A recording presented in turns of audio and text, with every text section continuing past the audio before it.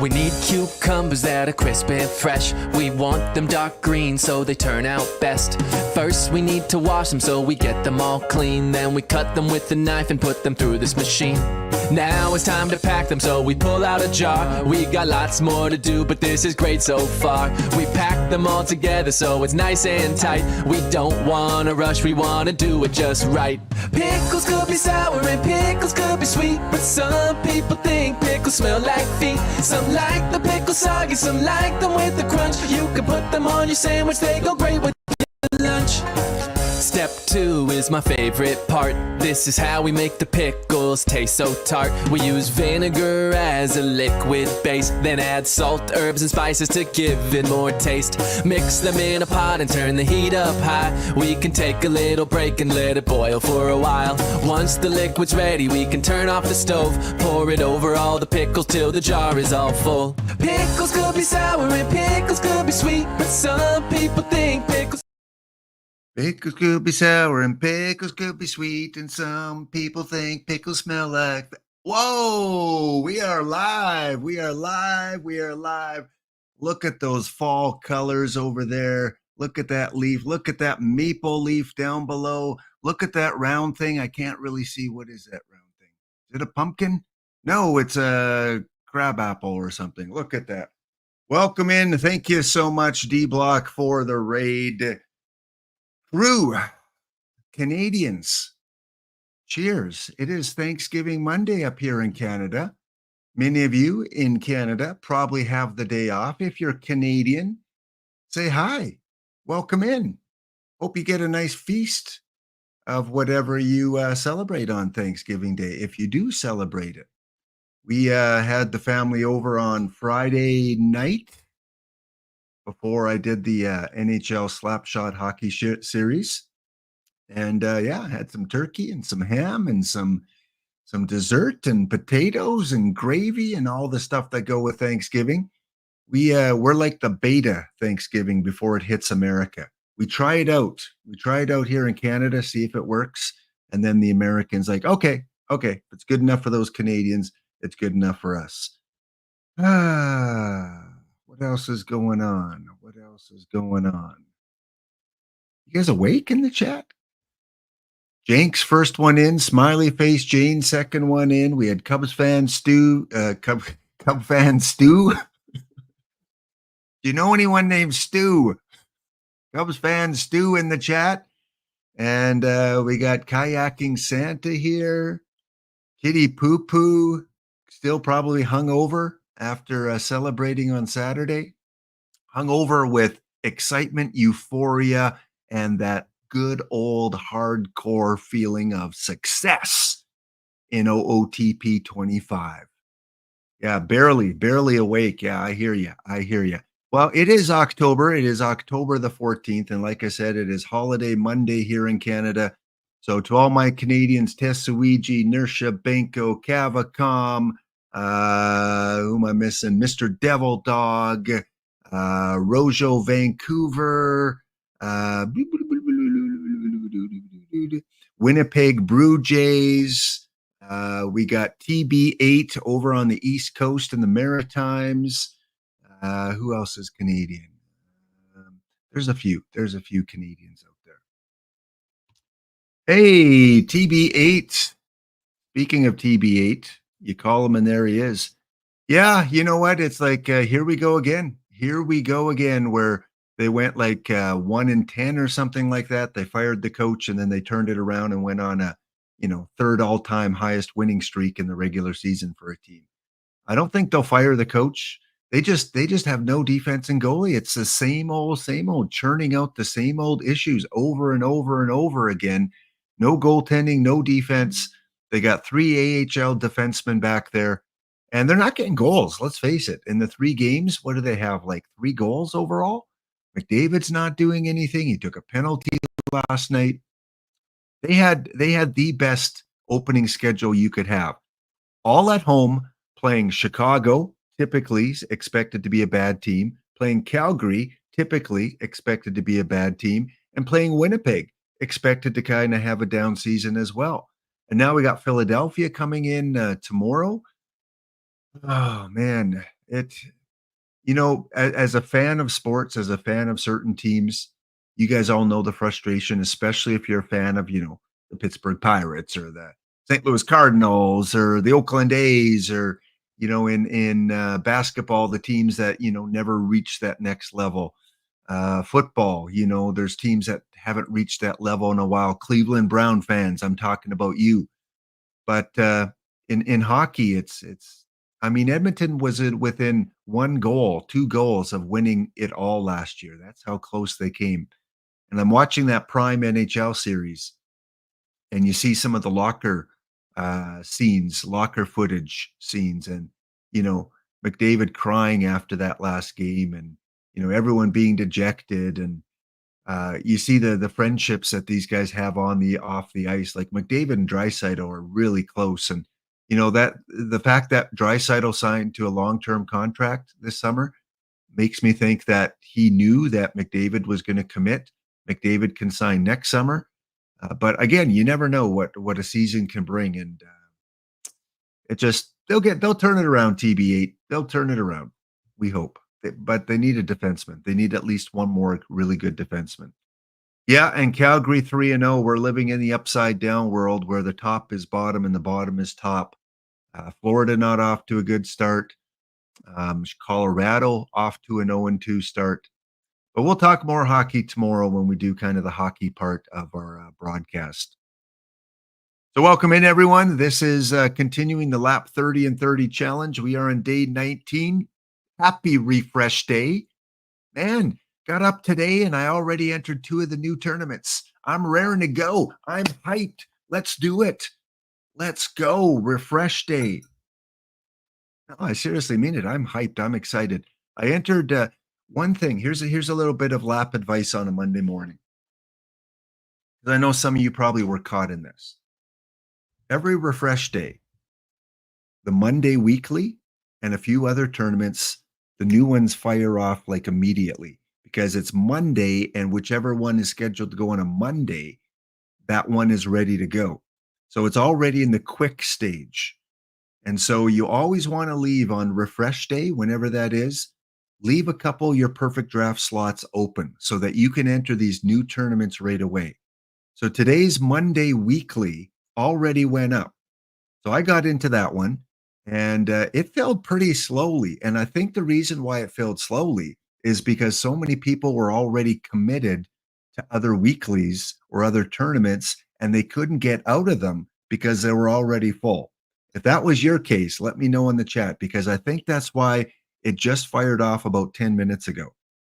So Laps tip of the week, make sure that you have a slot open, if you like a day before the refresh, so that when it does fire in the morning, you can get into those early ones, because someone is going to get that very first tournament batch 2-3 perfect pack within a few hours. And you needed a slot open for that. And some people have to work, Teddy-O. Really? Really, some people have to work. Yeah. That too. That is a big thing too. But it's Thanksgiving here in Canada. So that, I mean, a lot of Canadians have the day off. So it was like perfect for Canadians to get into those tournaments. Ezra said you had a quick perfect that took 2 days to fire. Really? Was there really a quick perfect that took that long? I find that hard to believe. It took that long to fill up. At that point, I usually just withdraw and just enter something else. Chicago 1-1-1. Yeah, D Block. Bedard got the better of us against Edmonton. He got a goal against us. He outdid McDavid on Saturday. Saturday. Yeah, they played Chicago Saturday. And I mean, to even add to the troubles, Chicago played in Winnipeg on Friday night, and they had to come all the way to Edmonton to play Saturday night. Edmonton had a day off, a couple days off. They haven't played since Wednesday. So they had Thursday and Friday off. They should be fresh. Chicago's tired, playing on the second day of a back-to-back, and they lose. And the same with Calgary, Philadelphia. Like Calgary was on a back-to-back. They played Philadelphia and won against, I think they won against Philly. So it's Edmonton. I mean, just things aren't clicking for them. You drafted during your PTCS morning show, and it ended Sunday night. Okay, Utah, yeah, Utah.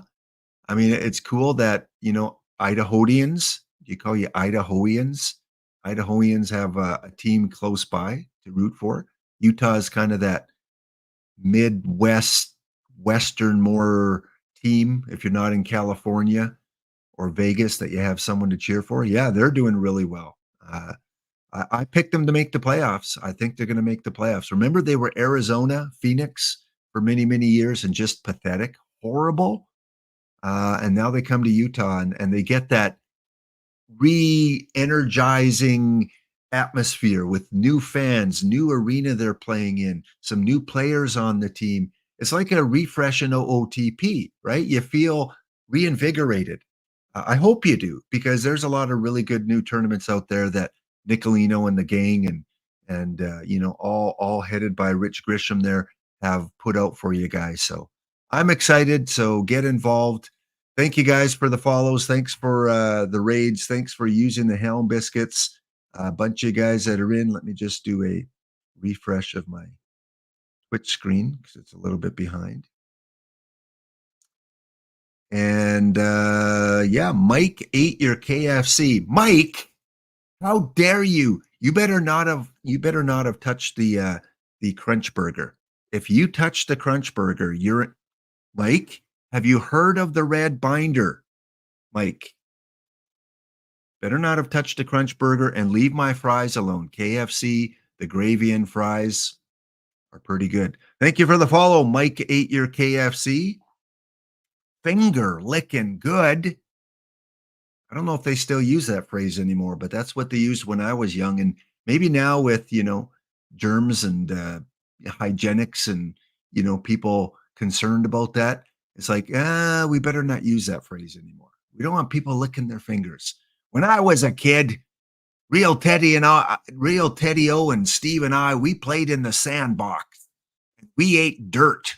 And we ate worms and glue at school. Good account for how we act, in our older years.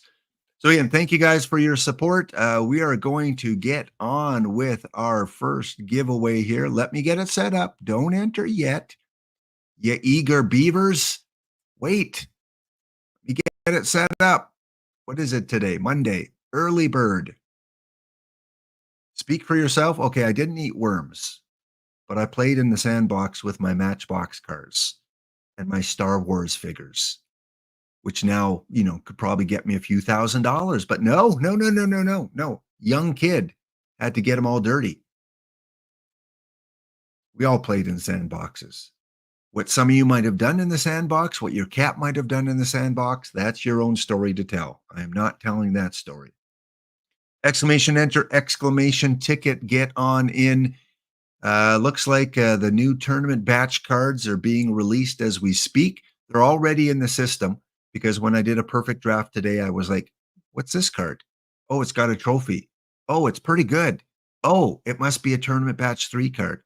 So hopefully at some point I will get some access to those and be able to show you some of those guys. But in the meantime, exclamation enter, exclamation ticket. We'll do that draw. You got to be here. You got to be here. I'm going to do it at the top of the hour. So tell your boss you got to go to the bathroom at 2 p.m. Eastern. Tell your spouse that, oh, honey, I got to go take the garbage out and I got to go down to my computer first because I got garbage in my computer room at 2 p.m. Eastern. Got to be here at 2 p.m. Eastern when I make the draw. A few little odds and ends to get through here. Congratulations again to our PTCS champions from Saturday. I mentioned it on yesterday's stream when I covered the PAX Only playoffs. Again, PAX Only people. We're shouting you a little bit later. Hope everyone got grouped together into some nice, cozy groups. I haven't checked mine yet. I better be with my fellow Iron people.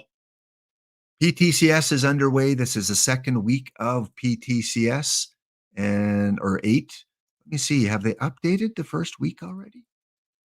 Can we shout out some of the people that had success? Tournament rankings are the first week in the system. They are. Oh, all right.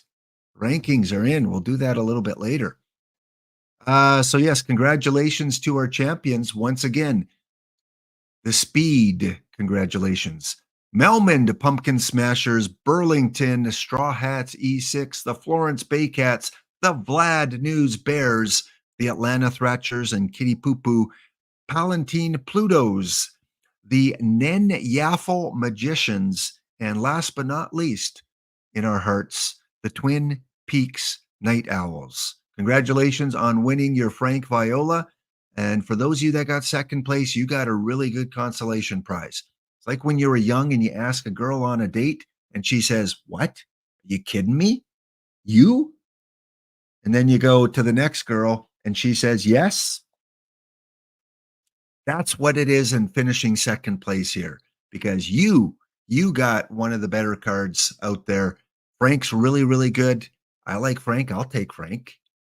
And then we got the catcher as well that some of the theme teamers were able to snag for 600 plus K. So there's only 20 of those second place prizes and 10 of the Frank Viola. Also, can anyone confirm, have these dropped today? Did they give out the Johnny Evers?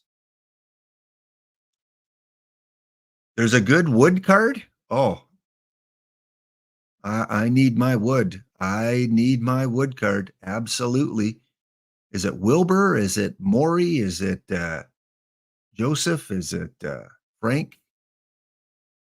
You have your Evers, Ezra? Thank you. Okay. So if you did qualify for the PTCS, you should have this in your account now. This really good bronze second baseman.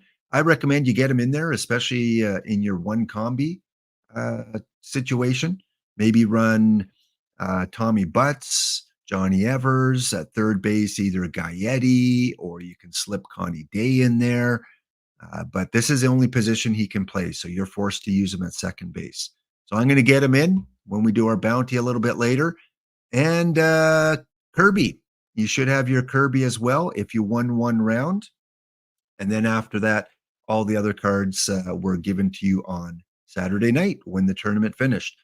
PAX only players. Again, I did add a few PAX only teams that finally reached out to me and said, "Sorry, Lap, where's that form again?"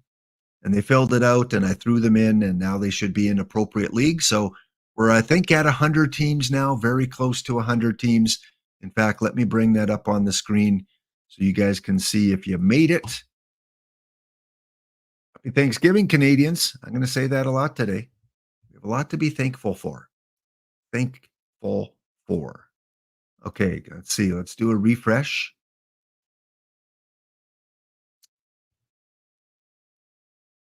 So here we go. We have one team in rookie this year because they just signed up. They formed a new team. They had new account, new team, and they said, "I'm going to make it a PAX only team." And so they will be moving up with the rest of us.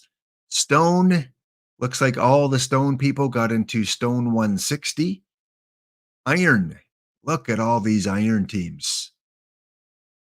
RCMP are in there. The Dugouts are in there. The Portland Bald Kitties, Fargo.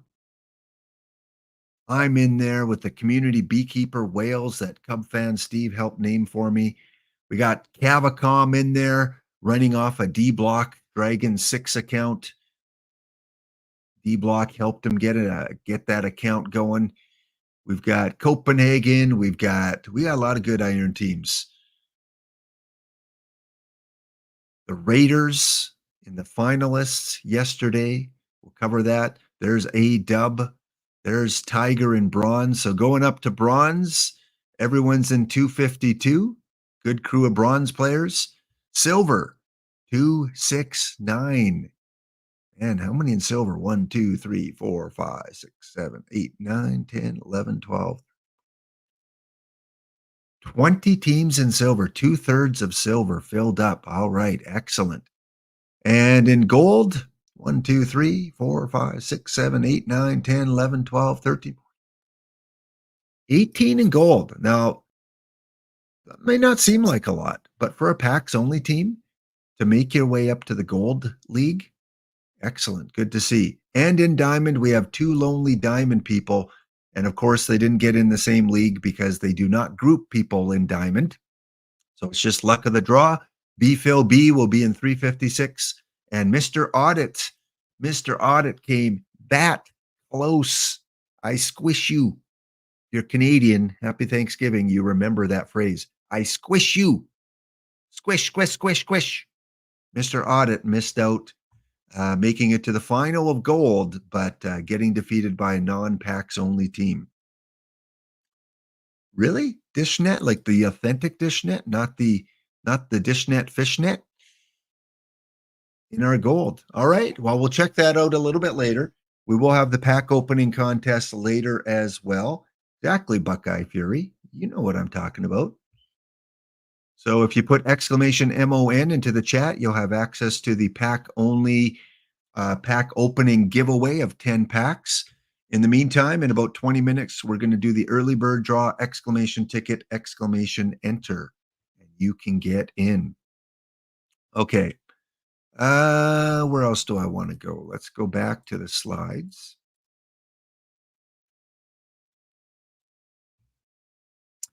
Tune in tomorrow. You've seen him before. He wears a lot of shirts that, might have pickles on it.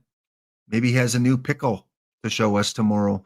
Fussmucker is back on the show for the OOTP part of it and for the NHL part of it. We're going to do a 2-4 tomorrow. Friggin' rights we are. We got Fussmucker coming on at 11 a.m. Mountain Time, 1 p.m. Eastern, and we're going to do a season perspective. We're going to look at the live cards and PT Live a little bit with the 4 teams left in the playoffs. I'll ask him recommendations. How do you run a PT Live lineup at this point? I saw he came like second or third a few days ago in the daily. In fact, I think he came second and third in the daily PT Live. So we're going to have him on and do a little bit of a look back at what he's predicted over the year. He's put together a little presentation for me. And then after that, about an hour and a half later, we're going to move over to EA and we're going to do our community showdown, Lap versus Fussmucker.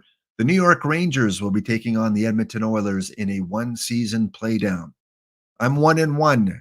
I got beat by Boiled Egg, and then I beat D Block last Tuesday. So I hope you guys have some time to tune in tomorrow at 1 p.m. Eastern for a full show, hockey and baseball with the Fussmucker. So yeah, we'll be taking each other on in the EA NHL showdown. Well, let's get into, I don't know if we have enough people. I'm going to hold off on the bounty for now. I don't think we have enough people because Spore is still giving his presentation with the cards. So let's go and shout out our PTCS champs this week. D-Block. They got some good stuff in Germany this morning, don't they? Shellac. There was no shellacking to be had. None. We both lost. Both made the playoffs. I had more wins. That's what it comes down to. Shellackings for cabinets and tables. Not for games against me, Fussmucker. Be ready tomorrow. Rangers are going down. Well, congratulations in the Tournament Weekly. Lava won 50,000 points. For the new players out there, every week they update the PTCS standings. And if you're in the top 10, you get some free perfect points all the way from 50,000, all the way down to 10,000, 15,000, I think. So I think from 6 to 10th, they get 15,000, and then it works its way up to 50,000 at the top. John Gotti, C. Whitman, Isadafo, and Pricey. Moonlight Mats, who won. Did they win the World Series yesterday? They were in the finals against one of the Pumpkin teams. I don't know if Maple Madness won, but they were there. Tech Rojo from Canada, Griffs, and BG, top 10 in the Tournament Weekly. Your wild card, top 10. Elise Simeon with the Warriors, Nico Strawberry, Twins fan, C. Whitman, Beej, Eric Burns, Pierogi Addict, one of our pumpkin owners, Griff's and Dad Metal bought top 10 in the wild card. In the diamond last week, getting 50,000 points, Cornelius, R. Hazen, Mawiffin, Mohillian, MTM Cloud, Muskie Hunter, JK, Friend of Robots, Pray for Prey, and Crucier. So for the first time, we don't have 3 people for the first 3 tournaments. 10 new people listed here. Let's move our, where's A-Dub? A-Dub should be representing Diamond. A-Dub, you have an off week. There's Fussmucker, finishing 65th in Diamond. Rogie Addict up there. A-Dub, the little one taking up some time. It's funny when you have a little one, you don't have as much time anymore. Fussmucker's other team there, Rock the Boat. A-Dub, yeah. I don't see him. Maybe I'm just bypassing you, but here's your easy name to find. There it is, number 21. 21 for A-Dub. All right, let's go on and check out the gold. You're a gold player. Dr. Gonzo, Skyrolla, W Mountain, Art Mark in Mississippi. Plastic Spoon and Norton, Blue Hen, B, Phil B. Not his PAX Only team, but that's the manager. Monterre Don and Red Eclipse. EVC just missing out. C. Duncan just missing out. Curl 7 just missing out. Let's go to the Open. This is the one that Ezra was streaming on Saturday, the Open tournament. M. The Bow, C. Whitman, Nico, Zebras, Ellie Simeon, S. Patrick, Griffs, Rojo, John Gotti, and Ultimate Phenom. Your top 10. The Silver. Silver. Plastic Spoon, Showtime, Bride Ave, a Friedman, C. Whitman, Stream Team, JM Roto, AQ1, Bro Tato Chip, and MN Climus. Names I'm not too familiar with there. The 2 drafts, the weekly draft, these are always the tough ones. The best of the best seem to win a lot of these. J. Rooney, Mr. Audit, Harry T. Sergi, Tech, Pray for Prey, C. Whitman, Kelso. Man, C. Whitman, he raked on the top 10s this week. He must not have to work. Kelso, Sparty Terp, MNK, and Duke are your top 10. Leo Remus, a Canadian. Happy Thanksgiving. Leo, just missing out on the cash. By cash, I mean perfect points.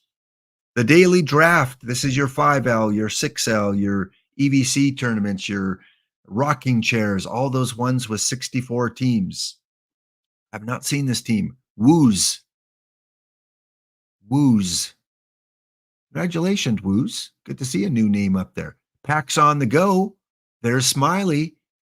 I mean, you can, this is like taxes, and you can set your clock. Smiley in the top 10 of the daily. Will Hippie, Marlins fan, just missing out on a title yesterday. Zach AD, Bradley Cooper. He's got to be careful with this one. Twitch, I'm just saying a name. Sarap Hucht. That's how I'm going to say it. Sarap Hucht. Congratulations. 4 score and Mortal Mago, our good friend that plays in a lot of the tournaments, 5L, 6L. Fat Cats coming in 11th. And let's go to the 2 I play the most, the Iron.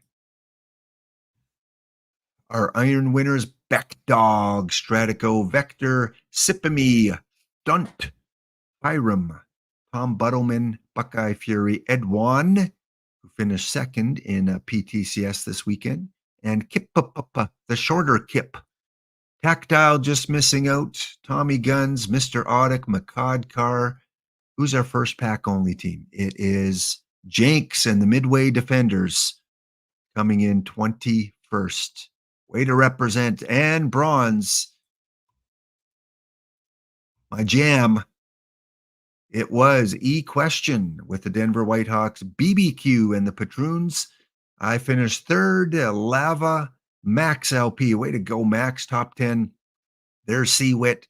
We can rub it in, Max. We beat C-Wit. Old Delano. Congratulations, Old Delano. Good job there in bronze. Rich Rock with the Mill Basin Yankees. There's legendary Kelso in ninth. And Exto 4S, who usually wins the week. Must not have played a lot. Oh, he did play 23 tournaments. So didn't have as much success. Clay Dog just missing out. And our top pack only team was, looks like Tiger GDK takes the honors in bronze, finishing 20th. So there you go. This goes until November the 3rd. So you still have 3 more weeks to qualify. The PTMS will not be this weekend.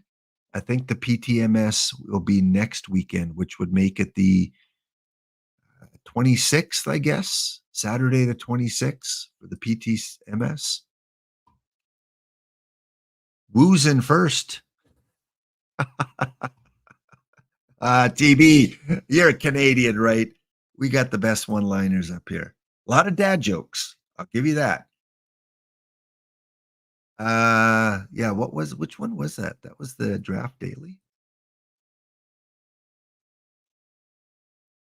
Yeah.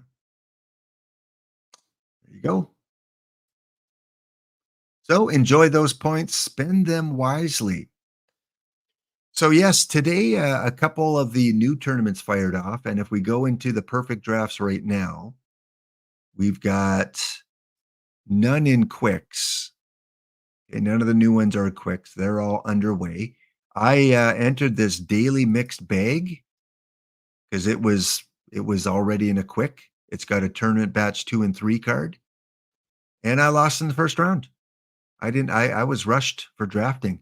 Oh, who beat me in the first round? Oh, I guess I didn't draft. I swore I drafted. I know I drafted. I know for sure I drafted because it was a mixed bag.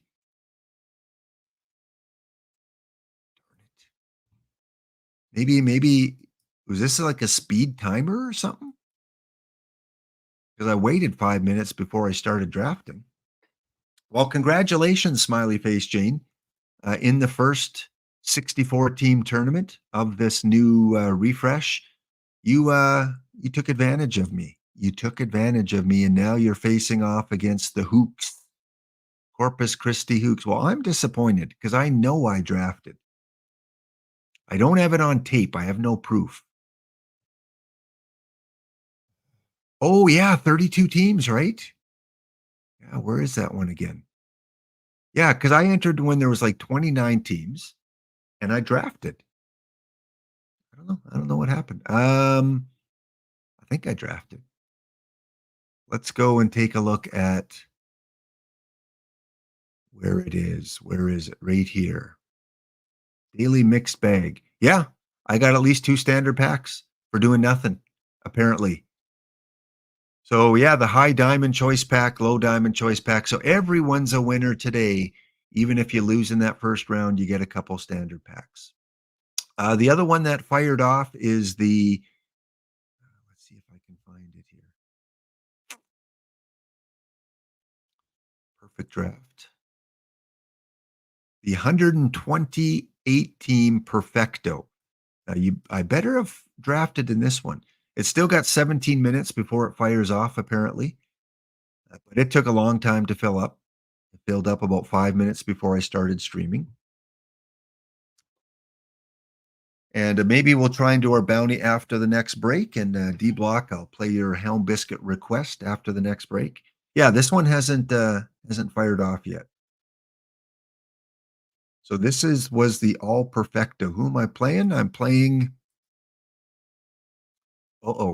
These guys are pretty good. They usually do pretty good in PTCSs. Grabster. I'm facing off against Grabster. And this is just, you're in a candy store and the owner says, take whatever you want, Lap. Just here's a big bag, fill it up with whatever you want. Happy Thanksgiving.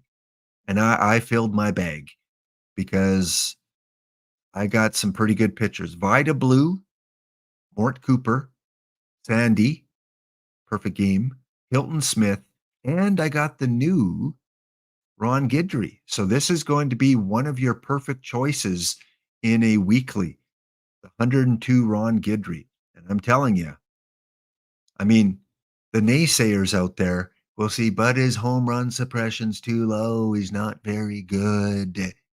Well, give him to me then, please. I'll pay 20K for him. I just see a lot of blue, good stamina, good hold runners. Again, a guy that maybe at some point ends up in your bullpen, but I think he is good enough to be my number one pitcher.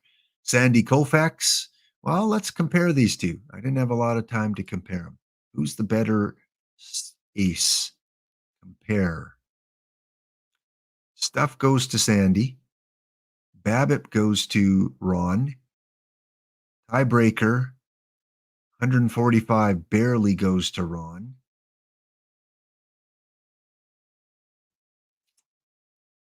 Yeah, you know what? I'm going to stick with Ron. I'll stick with Ron. Sandy gets the game 2 start. And Vida Blue, we got to look at him too. Vida compared to Sandy, better stuff, lower home run suppression, little higher Babbitt, little lower control. It's pretty close. Pretty close. I think because Sandy has a little more control, we'll put him at number 2. So lefty, lefty, lefty, Guidry, Koufax, Blue. And then when you have Mort Cooper as your number 4 guy, that's pretty good. And then Hilton Smith as number 5. So, yeah, I mean, getting a Roger Clemens or getting the Crochet, that would have been nice, but can't complain about the pitchers. In the bullpen, I've got the new Lopez. This is another new card. I've got the Carl Hubble Tournament Edition. Shane Bieber, Addie Joss, JR, Jim Palmer. So there's not really a weak link on the lineup. In fact, maybe he could be a starter. Maybe he goes in instead of Mort. What do you guys think? Mort or JR? I'm thinking maybe Mort's got the better control. Yeah, I think we stick with Mort. Hilton Smith or JR? Well, that's Hilton Smith versus Mort, but let's go and compare him to JR. Compare. JR, better stuff, better home run suppression, but he's a number 5 guy. Is this a best of 7? The best of 7. Let's keep the stuff guy in the bullpen. Maybe. JR, yeah, Hilton Smith. That's a number 5 guy. We'll leave it. But JR Richard, I think I'm going to put you as a stopper. And then there's this new Lopez that came out on Thursday. So we're going to put you guys as stoppers. Everyone else, we can just go, let's go middle relief. You're all good enough. I mean, Carl Hubble, you're good. Jim Palmer, you're probably my weakest one. Jim Palmer, you can go long relief, maybe a mop-up guy. And in terms of the lineups, look at this. Catcher, I've got Johnny Bench and Contreras. This is a new card as well. Part of the tournament batch lineup. 111 framing. He's got all the defense, got a good bat. I don't know where he compares with Johnny Bench, if Johnny's still better. I would think he might be like McCarver, Bench, Contreras, like all 3 kind of in that upper tier now. I mean, the Buck Ewing that came out yesterday, that's probably got to be up there. Where is Luke Appling? I took this guy instead. Sorry. I took Nomar. So yeah, I actually took Mauer and Contreras, but in the last round I got offered Johnny Bench, and I said I can't turn down Johnny. Plus he's multi-positional. So let's see who's better, Johnny or Contreras. Let's start with defense. Looks like I would rather have Contreras behind the plate just because the framing's higher in modern era. Further back you go, not as important. And in terms of hitting, Contreras against Contreras might be the better bat now. Johnny gives you more power. He gives you flexibility and he's got a better eye. But Babbitt, he is smoked by Contreras. This is a good catcher. So between Guidry and Contreras, there's two of the perfect cards. Also got Greenberg, Schoenweist, the Beltre, Pop Lloyd, got him there. Musial, Sheffield, Gwynn, and Mann. Card of the year. Card art of the year so far. Do any of you have Jose on your team? Have any of you guys pulled him or bought him off the card shop? He was in those spot packs last week, but as you saw, I opened a lot and didn't get them. Or actually, I opened those. That was the week before. But yeah, if anyone has Cochran, yes, Cochran, bench. I think we're the go-to guys. McCarver. We've got the Buck Ewing now, and now we have the Contreras. So there's five there. I mean, Buster Posey used to be kind of meta. Buster Posey's he's kind of slipped now. Because here's Buster. Mauer and Posey have really slipped. Yeah, Joey Bats, man. It's too bad this wasn't like a 95 cheap card. Can't go to the card shop here. So I think this is a good lineup. Sheffield, Gwynn, and Bautista in the outfield. I didn't get a choice of Babe Ruth. Unfortunately, I didn't get a choice of Oscar Charleston. So those teams have one up on me in the outfield. Check my opposition. Lloyd, they've got Bautista. They've got Ruth, McCovey, Matthews, Cochran, LeMahieu. I've definitely got them on pitching. They got Halliday, Cooper, Smith, Tannehill, Senga. I dominate them on pitching. But they've got the better bats with when you add Ruth and Cochran, and maybe LeMahieu.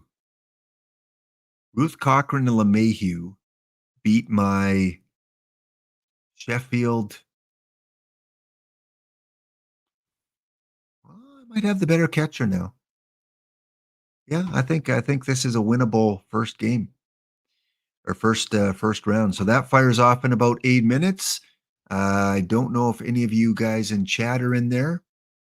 Scan the names. Makadkar got in. And that's a doozy. The Hotto Pumpkin Smashers against Isadafo in round 1. These are two teams that, typically you could see in a final. And they have to face off first round. Edo Giants are there. Charles got in with his baseball team. Mr. Audit, his pack only team. Edmonton Gangsters. We have Gangsters in Edmonton. A-Dub's in there. Let's go take a look at A-Dub's team. Let's see if he has Luke Appling. Clemens, Lopez, Hubble, Price, Tannehill. Oh yeah, I got you dominated in pitching if we meet up. How about batting? You didn't get a lot of the big names, did you? You got Tulo. You got Lloyd and Hornsby. I wonder, because I haven't seen, what's his name? Hannes Wagner in a lot of drafts recently. Yeah. Is Wagner, did they not put him in perfect? Because he's like, why? No one picked him. He was not offered to anyone. I wonder why. Because that's definitely a card you would have on your team, I would think. I gotta maybe bring that up to Nicolino. Like, why is Hannes Wagner? Because if he's offered, you'd pick him, right? Like, there's no way that 128 teams pass on a Hannes Wagner if he's offered. You saw him in one of your drafts, Clay Dog? Huh. Perfecto involves only perfect cards. Well, he's a perfect card. Yeah, I haven't seen him offered, so I don't know if somehow the coding he's left out of some drafts for some reason. But that is odd. Also, next up, some new bronze. So there are 45 in the daily dead ball. All right, Kitty Poo Poo's there. The Boshi boys with Makadkar. Makadkar? Are you the Boshi boys, or is that Cub fan Steve? We got Bonnie Lake. We got Extoforas. We've got D Block. We've got more Makadkar. We got Smiley. There's Franchise Time Machine. There's Clay Dog. There's Tiger GDK. There's Weenum. Okay, we're representing in the dead ball. I saw in Discord, C. Witt said this is going to be his new favorite bronze. Let's fill it up before he gets in. Hurry, fill it up. Let's make sure C. Witt doesn't get in this first one. So a little bit later, I'm going to do my lineup for that. Take a look at which cards I have. And the other new one that I hope you guys will get involved in, we're going to talk about after the break. So back in 2 minutes' time to talk about the new Quick that I hope you guys will help support. In the meantime, go fill up your coffee. Hey, Canadians, head off to Tim's. What do you say, boys? Tim's run? Let's go. What a year. Boy, it sucked. We could use a pick-me-up. Let's go. Friggin' rice, let's go. Ooh, heck yeah, bud. And I think I know just the spot where the coffee's always fresh and hot. And the donuts? Oh, don't get me started on those donuts. Life's alright in a red and a white up north, if you know what I mean. If I need a brew or just something to do, well, bud, you know where I'll be. Let's go. I'm headed on a Tim's run. Let me know what you want. I can pick it all up. Oh, heck yeah, bud. Grab me an ice cap. Double doubles and some donuts. Tell me if you want some. I'm headed on a Tim's run. Hey, you better grab me a honey cruller, too. I'm headed on a Tim's run. Let me know what you want. I can pick it all up. Ooh, heck yeah, bud. Double doubles and some donuts. Tell me if you want some. I'm headed on a Tim's run. Alright, let me tell you what I'll have. Double chocolate, honey dip, 25 pack of Timbits and a breakfast biscuit.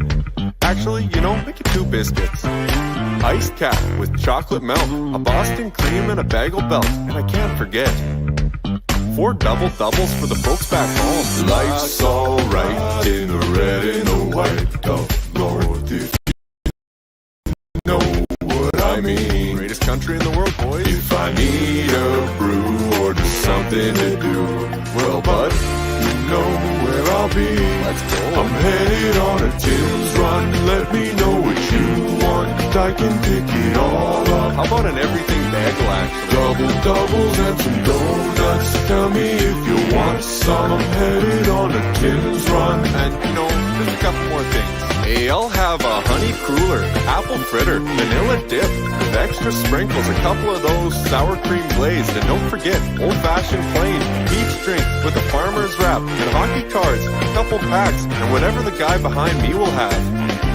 It's on me. And whatever you guys will have. Just drop a comment with your order, and I'll make sure to pick.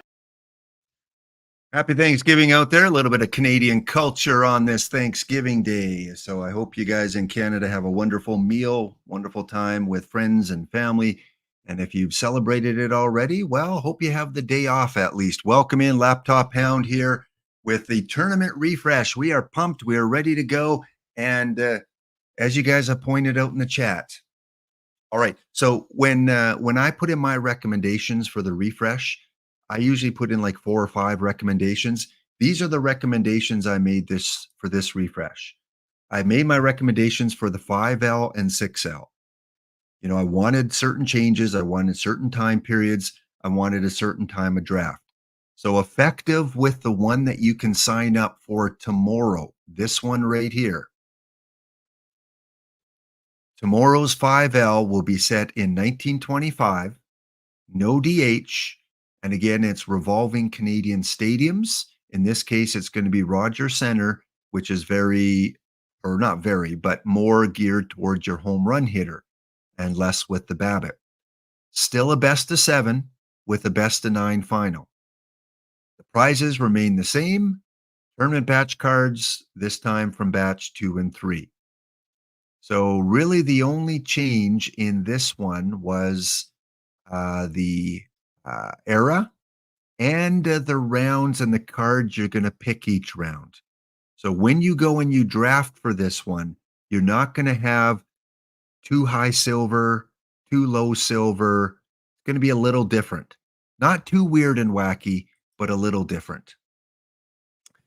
And yeah, AW, you know me. I like changes. I like differences. And one of the things with this new refresh I wanted to do was go back to the OG a little bit, right? The OG of the laptop dailies back in OOTP 23, I think it was, when they brought them in late in the cycle, was just bronze and below, just bronze and below. And then I thought, well, you know what? Let's see if we introduce a few irons. So I brought in the low iron, and then I brought in the low silver, and then the high silver. And I thought, let's just go back to OG, mainly bronze and silver, still a little bit of silver there, or maybe bronze and iron, a little bit of silver. And then no DHs in both of them. The new 6L, we can't see it yet because it will not show you until it fires off tonight. But again, different type of rounds that you're going to have to draft and a little bit of a different card pool again. Just a little bit of a difference there. So like I said, nothing dramatic other than the new way of drafting in the 6L with catchers and then first baseman and second baseman. Nothing big. So those were 2 of the recommendations I made. The third recommendation, I said, can you bring in either a bronze or a silver dead ball tournament? Because dead ball still is my favorite era. And yes, there are dead ball tournaments in OOTP, but I wanted like a low one. Can we get a low one? Because I know there's a lot of dead ball people out there, and I know there's a lot of lower level people out there. And so I said, is it possible to do that? And it looks like it was possible to bring in that bronze. So under the traditional tournaments, when you go to bronze, you will now see the bronze dead ball. No DH, but it is played in the modern era. So kind of weird for that period of cards. And you can only use cards from 1800 to 1920. Best of 7. And the ballpark is fixed. It's going to be the Agricultural County Fair grounds, which is increase in Babbitt, increase in home runs slightly, and doubles and triples stay the same. So I think that's going to be a fun one. I think we're going to see a lot of high combinator cards in there because it doesn't have a combinator limit. So I think we're going to see kind of a run on those dead ball combinators. The undead ball era, yeah. I think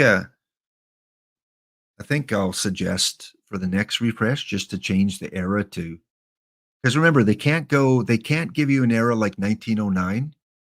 Anything before 1919 messes with the game too much because you only need like 5 pitchers before 1919. And I don't think the game can handle that well because you have to draft at least 7 pitchers to field the roster. So any year we go to would have to be 1919 or later, I believe. So that's why you don't see any tournaments in the 1880s or 1890s, just because the game engine can't handle how baseball was played back then. Even when you play the base game, right? The earliest you can go back when you're playing historical games is 1901. You can't go back further than that because, again, game engine can't handle it. And the fourth one I brought in, and remember, I've said a few times that I hope you guys will support this. I was getting frustrated with our bounties that, we're not filling up with people in chat. And we're filling up with, random people that were just entering because they saw it was getting full and they just entered.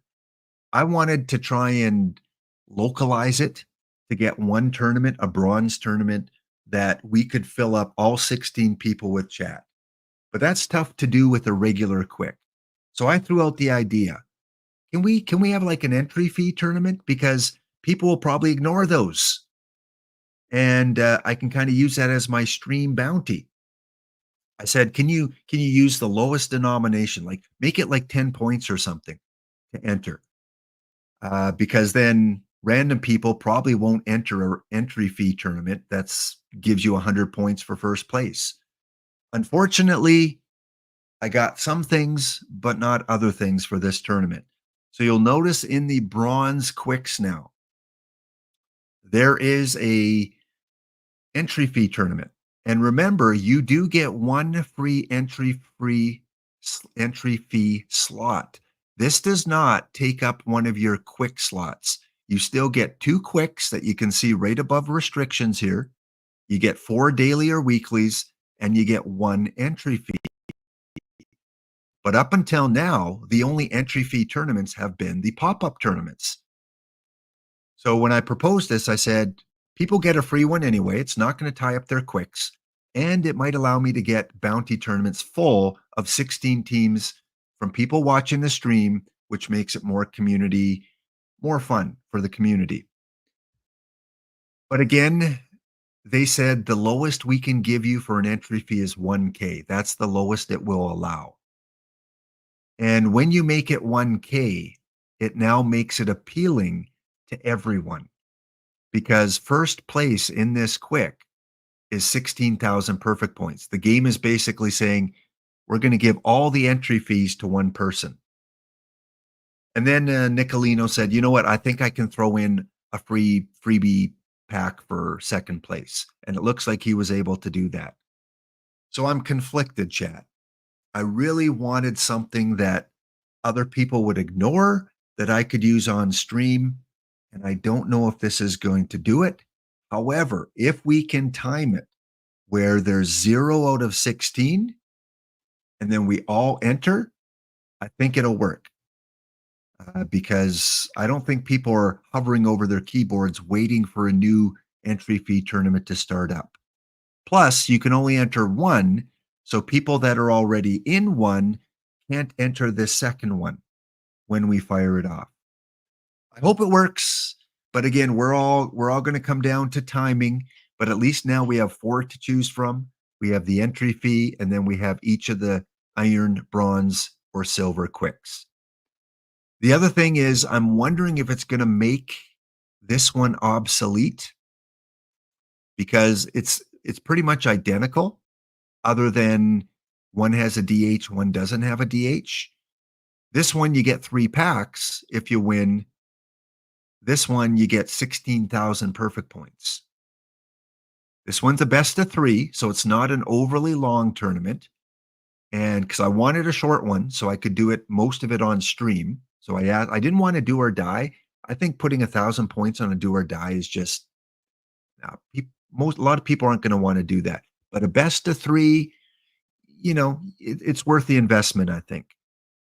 But I'm just wondering if this bronze is going to become obsolete. It's quicker, but you get 3 packs. I don't know. This one, you get 16,000 perfect points.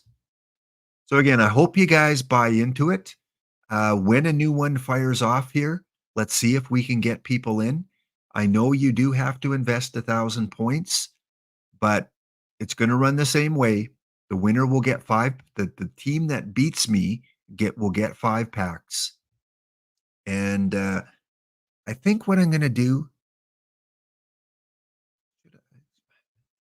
I may give the winner of the tournament already gets 16,000. So I don't want to give them an extra 5 packs as well. For now, it'll just be the bounty winner gets 5 packs that you enter. So again, I really hope you guys support me. I pushed for this to for engagement with my community here, and you got a lot to win. 16,000 points if you play bronze anyway. If you do have a bronze quick team with one combinator, yeah, by all means, it should be up your alley.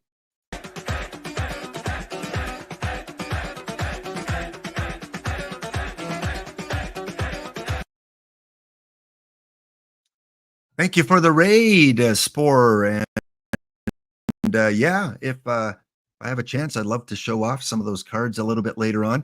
I drafted, there was already a weekly draft that fired off this morning, and those cards were included in that Perfecto Monday morning. I got a couple of the new perfect cards in there. I got the catcher, and I got one of the pitchers, Gidry, and I forget who the catcher is. The guy that starts with a C. That one. I got those on part of my team. And Spore, I completely agree with the entry fee. I think at this point in the cycle, 1,000 points is not a lot.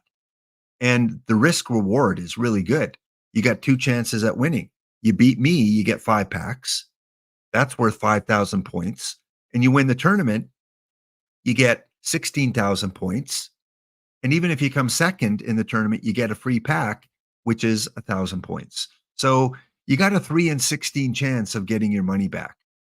The only thing that, again, I'm worried is we're not going to get all 16 community members because someone on the outside that really loves this type of format is going to enter every new one that comes up. And we might get 1 or 2 outliers in there. But again, we'll try it. I hope you guys are going to buy into it. And when it fills up in 3 more spots, let's get in. Let's rapid fire into that one for the first bounty of the refresh.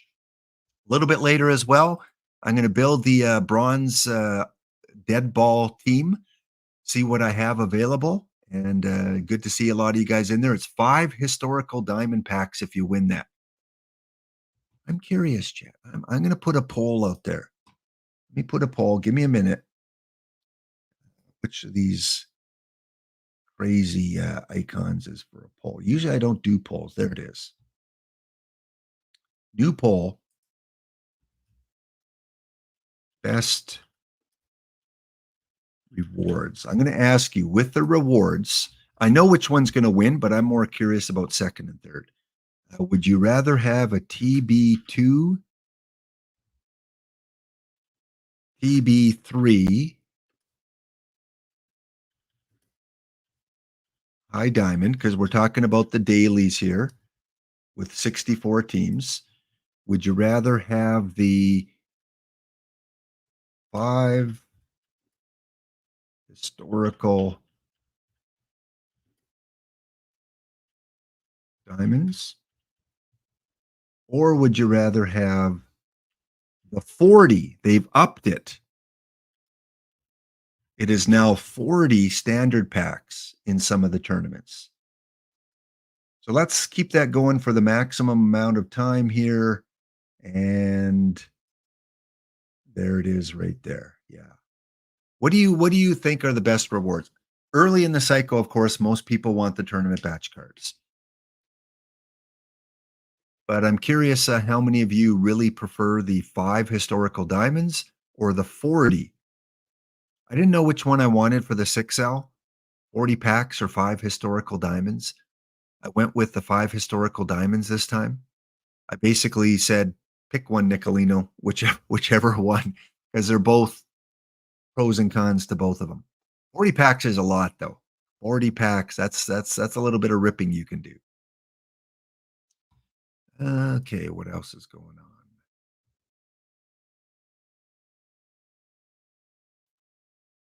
on? Yeah, modern era dead ball players, Ollie. I thought that was a little bit weird.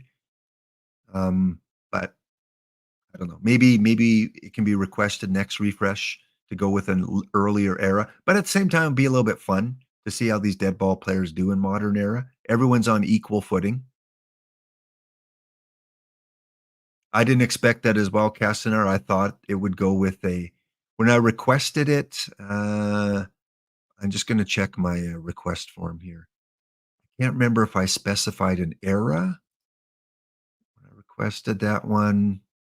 Yeah, I requested 1927. I thought the big year for the Yankees, 1927, would be a good year for this one. But either it got missed or they just decided to go with modern era. There are quite a few 1920 tournaments already. What else do we got? Perfect for Halloween, Boo Combinators. Yeah. I might have even put a request in for a combinator limit. Let me see. Check my form here.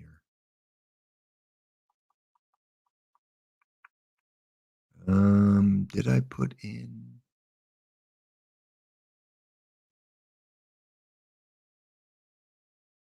I didn't mention anything about those. So again, sometimes when you're requesting things, you got to pick an era, you got to pick DH on, off, chemistry on, off, combinate, and sometimes you just miss one of those when you're requesting.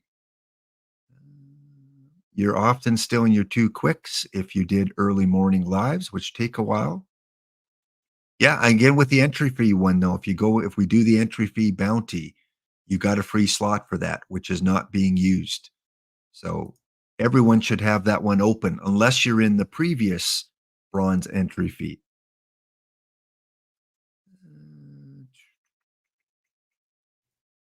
BD Cable, you started 7 weeks ago? You're watching all the Twitch streams, right? Because you can get 10 packs a day on the Twitch streams. And you should be able to, sell duplicates to get at least 1,000 points every day, even more.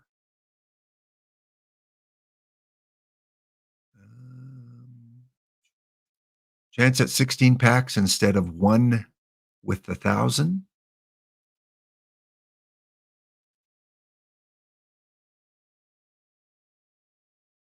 Yeah, absolutely. If you've been here since April, you should be able to have a bank already of cards. But yeah, the newer players, if you joined within the last 2 months, I totally get that. Again, you could get 16,000 points though if you do win. So 15 out of 16. Yep, we're waiting for one more flying W. Is the best of 3, so it will take longer than the do or die. The final though is still best of 3, so it's not like it goes to a best of 5 final, which again makes it a little shorter. 16 teams, so you've got 4 rounds. If each one goes 10 minutes, that's an hour, 2 hours at the most by the time it fires off. So yeah, we might not be able to get through the full tournament, but I mean, the do or die can be over in 5 minutes once it starts. So this one at least gives you a little bit more enjoyment. It just filled? Okay, here we go. We are going to swarm in on this next one. Going to cost you 1,000 perfect points. But let's see what we can do. Again, bronze, 1 combi. So you are allowed 1 combinator, no chemistry, which again I like, and no DH. So it's the exact same as the combi 1 quick do or die, except no DH here. So you're going to have to fix your rosters a little bit. All right, where's the new one? Where's the new one? There it is.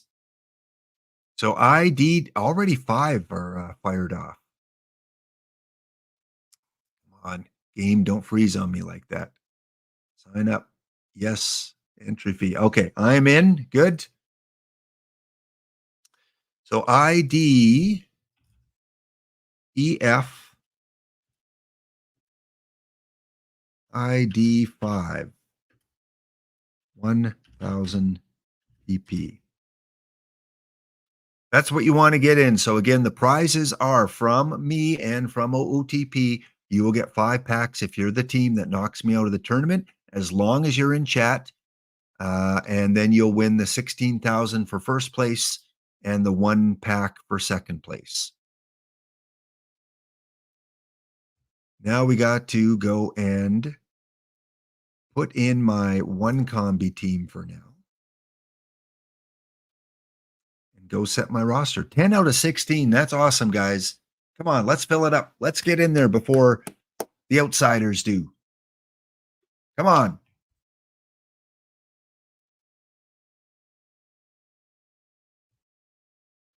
So I'm going to pretty much for now just use my main lineup for my 1 combinator quick. Is it modern? Yeah, it's modern era. So that stays the same. And batting lineup. Play around a little bit with the batting lineup. Ray Caldwell, no DH. We're going to put you. Obviously, you'll bat when you pitch. Otherwise, we're going to put you in. This is great too for the those that invested in the Ray Caldwell. There's a bunch of us now, A-Dub. There is a smiley face. Someone last night said they bought a Ray Caldwell combinator. You've got one, A-Dub. I've got one.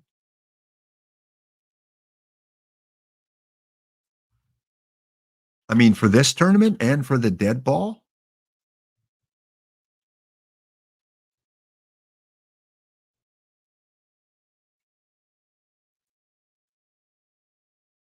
Yeah, there's a buy order of 31,000. His last 10 is 67,000. So he's going to stay up there in value for these specific tournaments.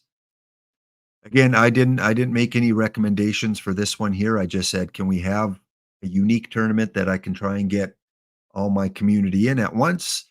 And this is what they came up with. So I did not pick anything on this one.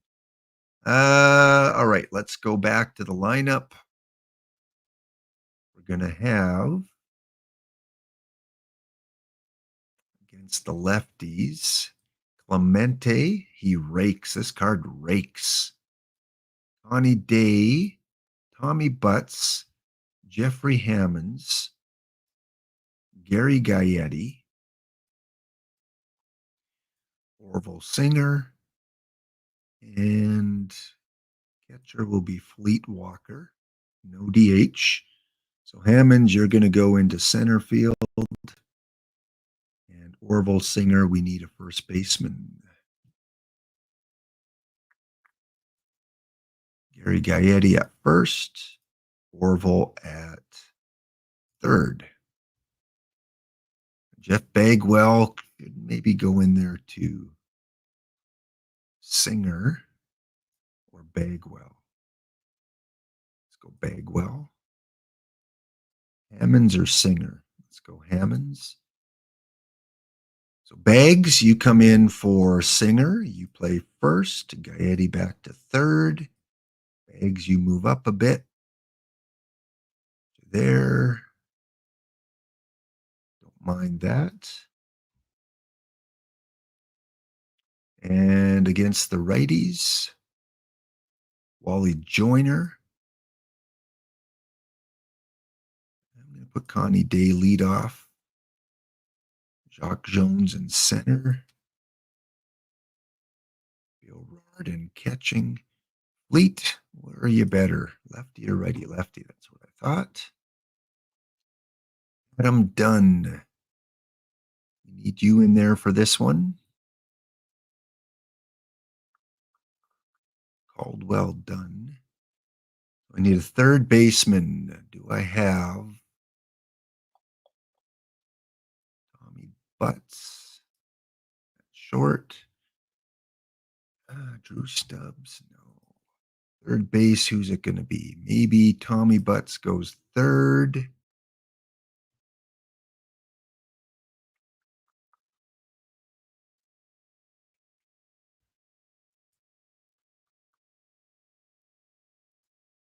Junior. Yeah, I got to make some make some changes here. Let's bring in what are we going to do? None of you guys I want in there. I guess we'll bring in Orville. Orville at third and short for Tommy Butts. Okay. I don't mind this. I don't mind this at all. Power-wise, Bagwell, Dunn, and Hammonds. Bagwell and Hammonds. Let's move you up a bit. Versus the righties, Dunn, Jones, and Caldwell.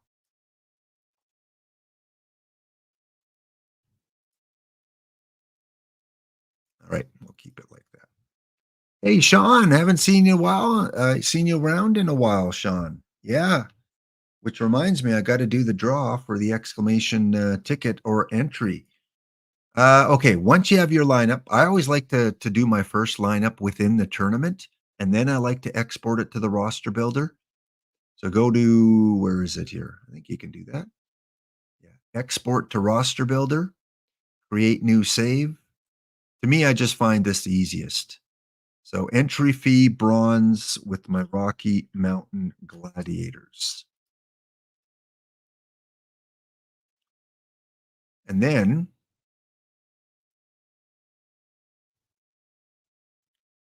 just make sure you don't forget if you, I still recommend you make your roster in the actual tournament because it has all the right settings and all the eligible cards. Rather than you going to roster builder and having to go through the different pull down menus, like, okay, I got bronze and I got, oh, did it have a cap? Did it not have a cap? Like, rather than going through all that, just build your roster in the tournament. Oops, do that.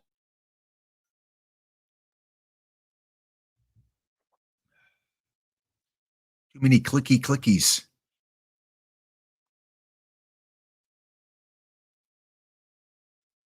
And I have to ask Spore, if you are in the chat, I always like to ask you, especially when a new big set comes out like you introduced today, what is your favorite?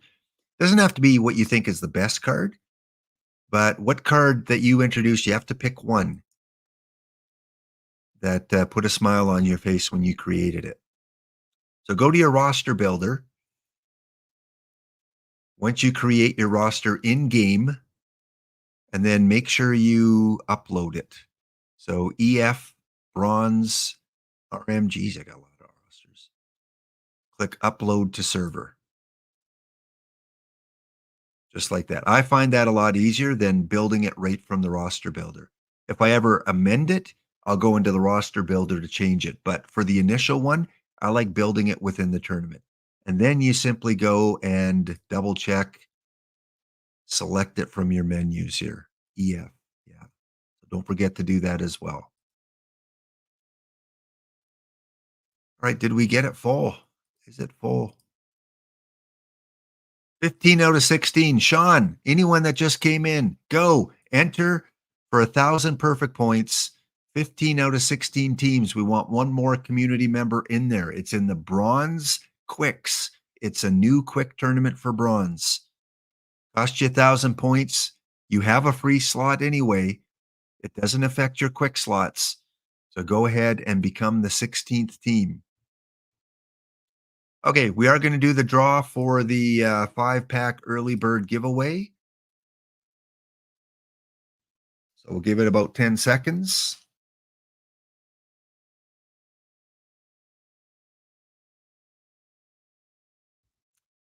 How about my depth? Yeah, we'll check that too. I got a little bit of time.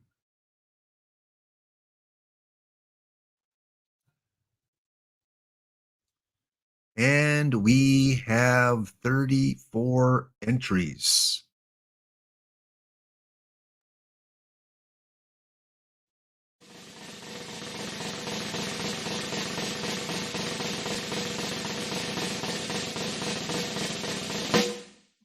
Congratulations. Ronnie games all day. For someone that games all day, they should get rewards once in a while. You are rewarded for your gaming. Ronnie, are you here? Ronnie, Ronnie, Ronnie. Where are you? Say hi, Ronnie. I know you're busy gaming. I know. Put down the controller, Ronnie. Say hi. Ronnie, if you can give me a whisper. I can't tell how long ago you entered, but send me a whisper with your perfect team username. And again, if you're not responsive in 5 minutes, I will draw another name. Are you? Yeah, it's showing you as being in chat still. Maybe that will get you over here. Okay, thank you for reminding me. I forgot to check my death chart. My death chart. So now, because I want to make some changes likely, I go back to my roster builder, click on modify roster.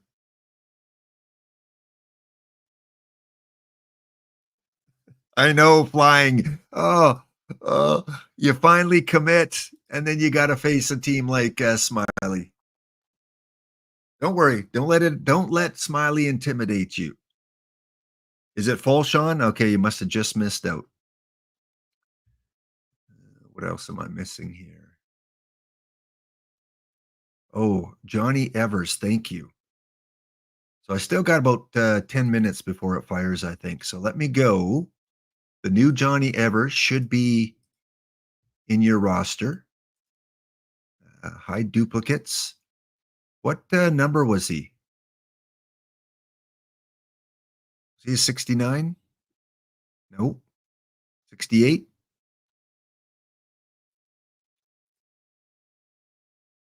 Nope. Oh, it fired for you? Yeah, I'm in the roster builder. So 67? Okay, we'll get there. Thank you. Thank you, Buckeye. Thank you for getting my back, Buckeye. I'll remember that.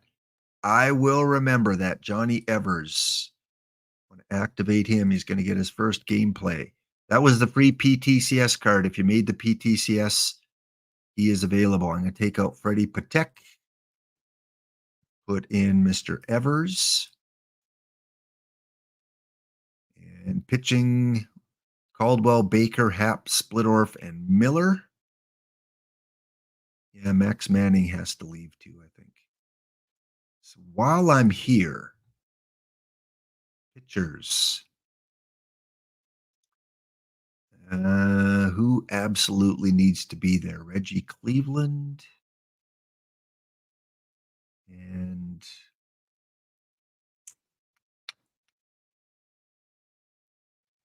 don't want to waste too much time here. Reggie Cleveland. Hide active. Hide combinators.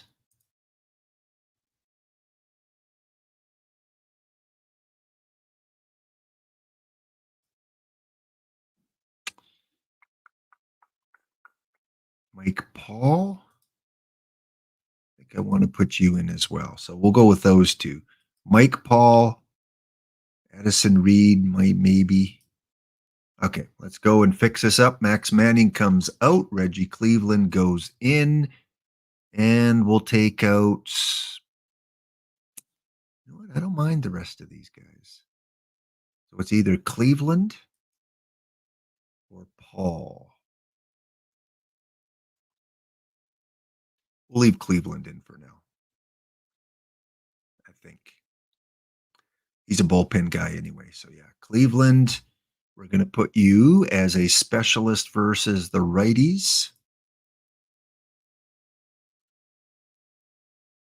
And middle relief. Good. And my Johnny Evers, second base, could go both ways. So Connie Day. Connie Day, do I got to take you out? Bagwell and Gaetti are there.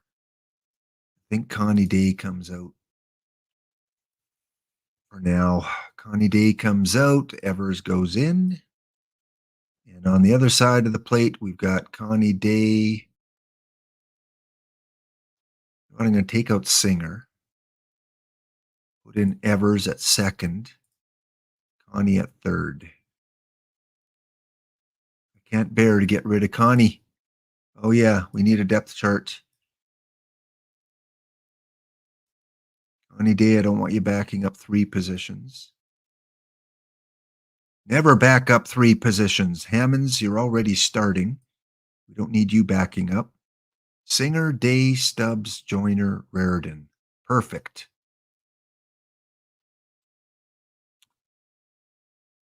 Starter tired, starter tired. Walker, Bagwell, Day, Singer, Harrison, Baggs, Hammonds, Stubbs, Clemente. Yep. That's good. We're in modern era, so let's just go, I don't know, let's go this one here. Nothing too extravagant. And set opener lineups, just in case. Righties, lefties. Rardin, you can come down, leave my pitcher hitting the number 8 slot. If it was Ray Caldwell, I'd even move one more down. We'll leave it like that. Okay, good, good. Who is backing up Ray in left field? Because when he pitches, it's going to go to you. Fleet. Rardin. Okay, Fleet Rardin. Opening lineup. Who is backing up Ray Caldwell in left field? Singer. Yep. And Emmons.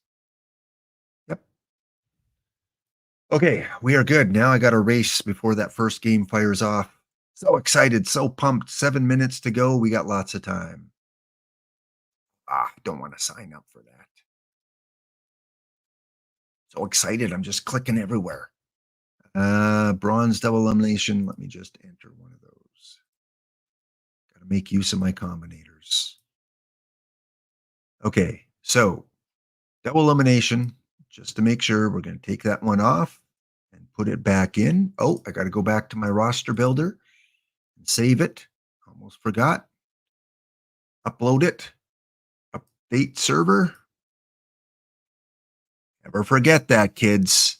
Otherwise, it won't take your latest update. And then I can go back over here and go to EF. All right, good. We're set. All right, what's going on in chat? What did I miss? Johnny Evers is in. Depth is done. Thank you. Thank you. Have we heard from Ronnie? Ronnie, are you here? Ronnie, games all day. 30 seconds before I pull a new name.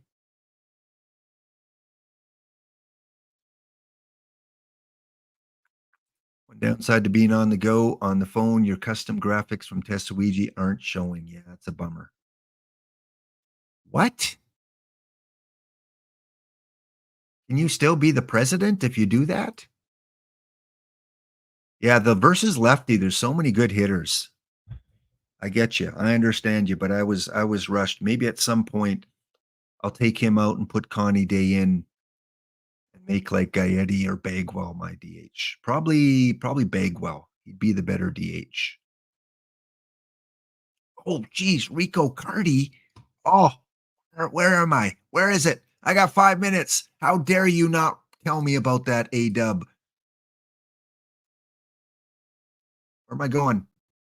Who am I? EF. Modify. Oh, geez, who do I take out, though? I guess I take out Hammonds. I think I take out Hammonds. This is like big money now. We're not talking, we're not talking 3 packs for winning the tournament. We're talking 16,000 points. Okay, who comes out? Stubbs or Hammonds? Stubbs or Hammonds? Center field. It's got to be, I need a center fielder. Hammonds comes out. Pains me to do that. And Rico. What position is he? What overall is he?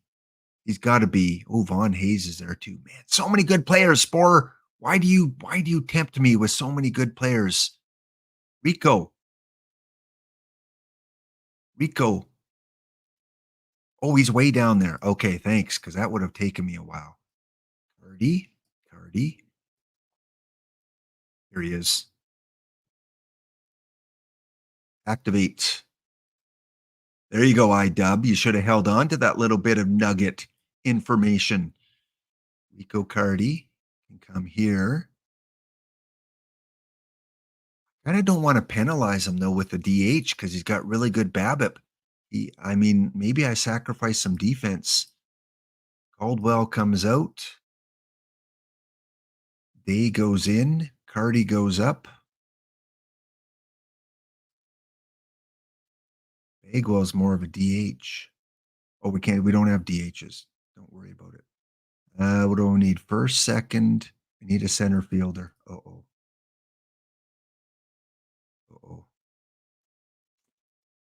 I'm forced to play someone else here. Center field. Johnny Day out. Drew Stubbs against the lefties? Yes, Drew Stubbs. Butts, Evers, Butts, Stubbs. Save. Center field. Jock Jones. Yeah, Stubbs is better than Jones.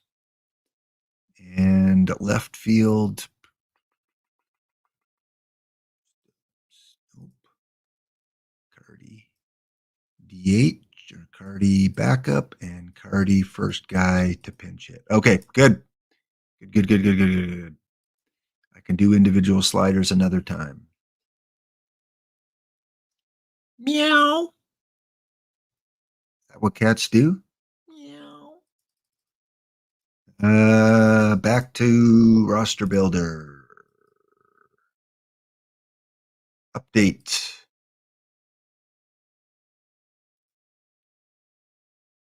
Am I able to get it in time? Where is it? Bronze.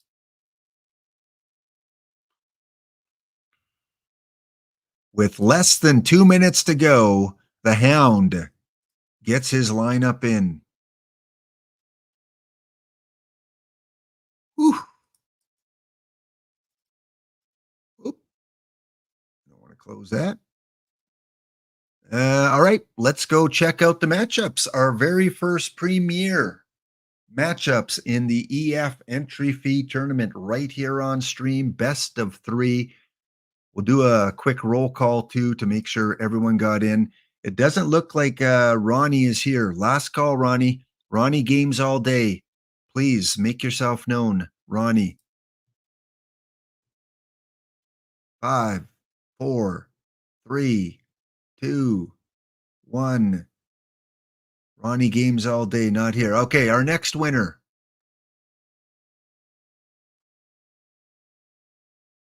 Castanar. Are you here, Cast? Tiger GDK. Tiger. You got to be here, right?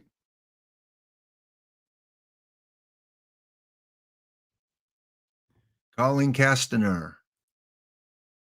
I've got your username. I know it's Tiger GDK, so you don't have to whisper me. Again, we'll give you 5 minutes. In the meantime, let's do this. Let's go and check our first round matchup. Can someone tag? Can someone say congrats and tag Castanar for me?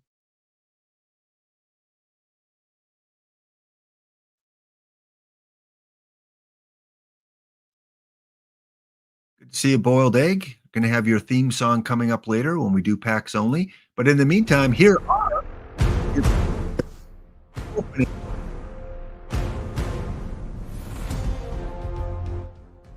In the entry fee bronze, best of 3, I will be taking on that New York Yankee logo, which probably means it's the Mill Basin Yankees, I'm thinking. On the left side of the brackets, we have the Dry Creek Hillbillies going up against the Boshi Boys. We have the Flying Ears taking on Fargo Fielders. The New York Metrokies, it is the Jenks New York team taking on my Gladiators. Lewis, Lagos, Bees facing off on the right side of the bracket. Low Diamond Phillips, Franchise Time Machine, taking on Beetle Boy 911, Ezra, Denny, you know him, you've seen him late night on here. He will be taking on Really Vanilla Gorilla or Real Vanilla Gorilla, depending on the time of day. The Deja Vu taking on the Haverville Mr. Colin Hillies. And in our final matchup, as the sim comes in, we've got Tiger GDK, our winner, Castanar. Stay high. There you are. Good. You game all day too. Perfect. You will be taking on Mort and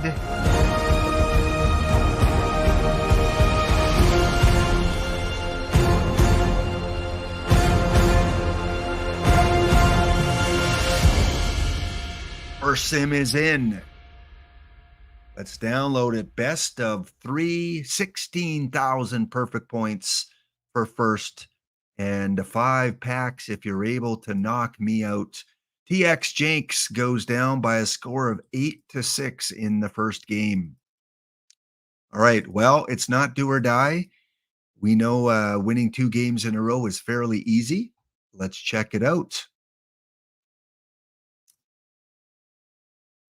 Our winning pitcher in game number 1 was Ray Caldwell. Ray Caldwell, winner in game number 1. It's time. Look in my eyes, what do you see? The cult of personality. I know your anger, I know your dreams. I've been everything you want to be. Oh, I'm the cult of personality. And Mussolini and Kennedy. I'm the cult of personality. Cult of personality. Cult of personality.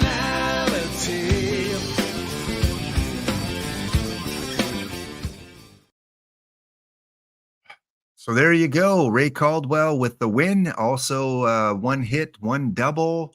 He had a walk. Hit 500 in that first game. CJ Wilson, is that CJ or Charlie? Charlie Wilson gets crushed, giving up 5 earned runs. Man, a lot of substitutions here in a no DH league. A lot of pinch hitters coming in for Jenks. I didn't use as many, but I did have a few that came in there. Home runs, none for the Hound, and 4 Jenks. Paul O'Neill got a home run in the first inning, and Buddy Bell homers in the 7th inning. Tommy Butts. Tommy Butts. That one's for you, Boiled Egg, my tight end on D Block's college football team. Kitty Boiled Egg is his name. There you go. Tommy Butts is the player of the game. He went 3 for 4. Okay, in the other matchups in round 1, Johnny goes down to Macadkar. Scott Baker gets the win. Fargo will take out Flying WV 1-0. Reggie Cleveland, who was a late ad for me, he gets the win. We've also got the Lagos Buckeye Fury going with Ray Caldwell in game 2, but Duster Males, I've always been curious about how he will do. I don't have him on any of my rosters. And I think he qualifies for the bronze dead ball, right? Does it include 1920 or is it before 1920? I hope it includes 1920. So he might be just on the outside looking in the bronze dead ball. And on the other side of the brackets, we have the B-Town Nasty Boys. They took out Low Diamond Phillips by a score of 10-9.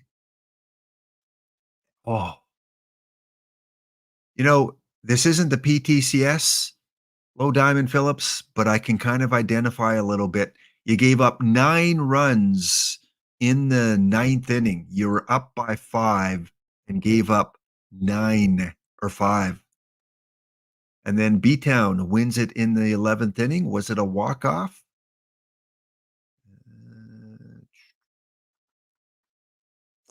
Nope, no walk-off. Not a home run anyway. Ezra Denny. Ezra Denny has no mercy on really vanilla gorilla. Ezra, he's got the muscle shirt on today there in Alameda. 12-1. He is flexing. I hope Squirrels gets to see a flex here, Ezra. 12-1. Clayton Kershaw takes the win. The Hillies. Are the Hillies here? Because this is one of the teams I don't know if they're here. Deja Vu and Hillies. Well, Deja Vu is out now, but are the Haverville Hillies in chat? I don't know if we got any random people in here. Haverville. And in the final matchup of round 1, it was the Fairview Tigers, Mort taking game number 1. Look at that. Ray Caldwell will take the win for Fairview. Johnny Evers, player of the game. Johnny Evers goes 3 for 4 in the leadoff position for the Fairview Tigers. So we are waiting on the sim to come in. It's going to come in about 2 minutes time. So that's perfect time here to take a break, folks. When we come back, we'll see if anyone's been eliminated yet. Back in 2 minutes.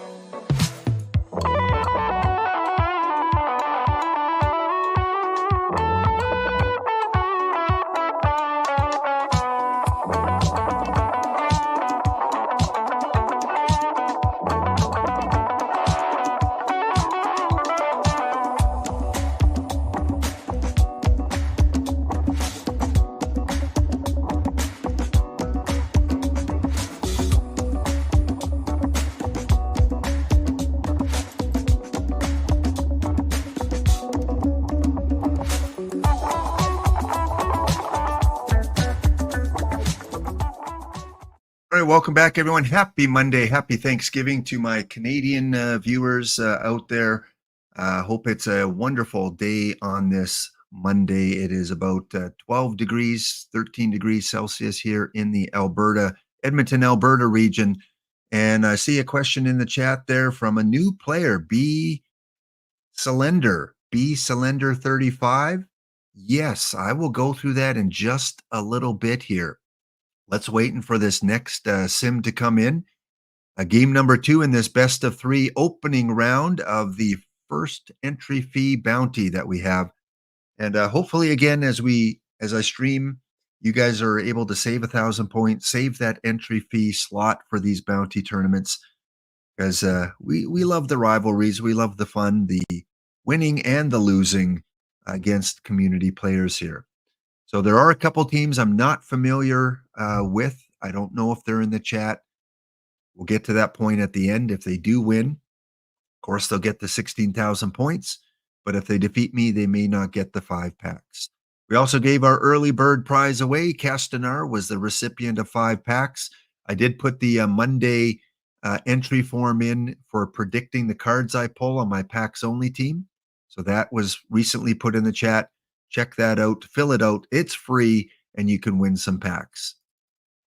Well, Rocky Mountain has advanced. A good debut for the Gladiators, at least in round 1, as we're able to take out Jenks here. 2-0, 10-1 score. Winning pitcher was Scott Baker. 6 hits, 1 earned run. He would give up a couple walks and 2 strikeouts. Brian Bannister takes the loss, giving up 4 earned runs in 4 innings of work. Wally Joyner for the Hound is your player of the game. Wally goes 2 for 4, 3 runs scored, a double, a home run, 2 RBIs. He had a great day against Mr. Bannister. I'm telling you, I still like Wally Joyner against the righties. Wally Joyner against the righties, especially in a tournament like this where you're only allowed 1 combinator. Wally against the righties, and probably usually Jeff Bagwell against the lefties. Scott Baker is a righty pitcher. He again will take the win. Ray Caldwell goes 3 for 5, 2 runs scored. He now has 4 hits in his 2 games with a couple ribbies. And in the other action, do we have any other sweeps? Boshi Boys. Makadkar will sweep the Dry Creek Hillbillies and go on to round 2. 2-1 score in game number 2, getting a run in the second, a run in the third. Johnny makes it close in the 9th, but not quite enough. 2 wins for the Boshi Boys. Fargo fielder Smiley Face Jane also wins a close one to advance. Smiley Face gets 2 runs in the 9th. So again, a 9th inning comeback here. We see this quite a bit. For Smiley, no one with multiple hits. Scott Baker starts the game but will not get the win. It will be J.A. Happ coming in relief, and Bill Campbell with the save for Fargo. A-Dub ties up the series against the Lewis Legos. It is now 3-1. 3-1 A-Dub. Winning pitcher is the president. Gets the presidential treatment. Right. Ray Caldwell gets the win. And unfortunately, we had a Caldwell versus Caldwell. And both pitchers did pretty good. Both pitchers went deep into the game. But unfortunately, one has to win, one has to lose. And in this case, it was A-Dub's Caldwell. Lewis, you should have saved him for the next game. Pivotal game number 3. And Ray Caldwell is your player of the game. We have a tie series between Franchise Time Machine and B-Town Nasty Boys. Franchise comes back to win game 2. 6-3 score. Your winning pitcher is Bob Miller. Loser is J.A. Happ.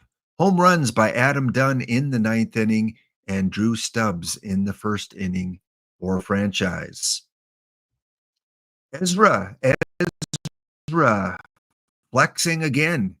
He's got the ripped muscle shirt now because he won 8-0 over Really Vanilla Gorilla here. Man, and Gorilla had a lot of good players in there too. Just got crushed by Ezra. Brian Bannister will get the win. Buddy Bell is your player of the game as he goes 4 for 5 with 4 RBIs for Ezra Denny. Home run by Paul DeYoung in the 6th inning for Ezra. And again, no score, 4 hits for Carly. Also advancing to round 2 will be the Haverville Hillies as they take out the VU by a score of 8-5. Look at those last 2 innings. Haverville scores 6. Puxtawani scores 5. Bannister, starting for Haverville, will get the win, and Paul Splittorff will take the loss in 5 innings of work, and Brian Bannister is your player of the game. Home runs by Chris Schneider in the 9th inning for the VU, and Haverville will get home runs by Ron Bloomberg. Haven't seen that name in a while. And Harold Reynolds in the 9th inning off J.A. Happ. And in the final first round matchup, we're going to a game 3 as OK will take out Mort's Tigers. And this one, whoever survives this round, you're going to be in trouble next round because you're going to have some tired players. 14 innings tied up after 9 at 1. Each team will score a run in the 11th inning. And then in the 14th inning, OK will get a run in the top of the 14th. Neither starter will get the decision. Bannister will get the loss for Fairview, and it will be Carl Glass. Again, a name I don't see a lot, but 4 innings of work. He puts in he was a horse in the bullpen, 4 innings, giving up 3 hits, 1 earned run. He blows the save, but he still will get the win. Paul Splittorff, in a losing cause, is your player of the game. Home runs for Jeff Bagwell in the 11th inning for Fairview to tie it up again. And for OK, Richie Zisk. So both 11-inning runs were off of home runs. So there you have it. Round 1 is still underway. We've got 1, 2, 3 games still to go. Well, we had someone new in chat ask about the different eras and help with the different eras. So let's review that very quickly. Again, the 5L is going to be played in 1925. Your pitching staff in 1925 is much different than modern era. The 6L is played in 1996. The pitchers and the type of pitchers you select are going to be much different from 1925 and a little bit different from the modern era. This graph here, this chart, is basically all you need to have for your pitching staff. So if anyone is new in chat and has never seen this or has never copied it before, take a picture, take a screenshot, have it at your disposal, because in the top right corner, it gives you all the baseball eras, and then you correlate that era with the information on the chart here. So if we're playing bronze dead ball, 2 to 3 starters. You could get away with 2 starters probably. High pitch counts, and then 5 guys in the pen. I'm going to probably go with 7 pitchers in the bronze dead ball. See how it goes. If you're playing in the power years, like the 6L is, you need 5 starters. You got to lower their pitch count, and you need probably 6 or 7 in the bullpen. So for the new players out there, here is that information. The other key information that you want to have at your disposal, if you're on the Google right now, if you're on the website, this is used quite a bit by Perfect Team players. I'll put the link in the chat. And with this, what you want to do is you want to compare the different eras. So for the new players out there, any tournament that you enter that says modern era, the game uses 2010 statistics for that, not 2023. It uses 2010. So then you compare it with the era of your tournament. And let's go to the 5L, which is 1925. Click it. Click Show Only Selected Rows. And it will jump back up to the top of the screen, and it will show you all the different statistics for those 2 eras. So for example, in 1925, there were a lot more hits. BABIP is more important for your players. There were half as many home runs. So in your 1925 tournament, you don't really need the cards that have tons of power because there's not as many home runs. There are less strikeouts, huge difference. So avoid K might not be as important in 1925. So again, using this website here, you can click the little red X and that will reset everything. You can go and you can compare whichever 2 years you want. For instance, the PTCS was 1987. You can click that. And you can say, well, how does that compare with the modern era? Show selected rows. And this can help you set your lineup for the PTCS. More hits in 1987, more triples, more home runs, more RBIs. So again, for the new players out there, this is a great tool to try and gauge. So when you're looking at a card, like a hitter, your hits, your singles, your hits, that's your BABIP on your card. Don't look at the contact. Ignore the contact on the card. Bring one up here. Well, the download is in. We'll get to that in a sec.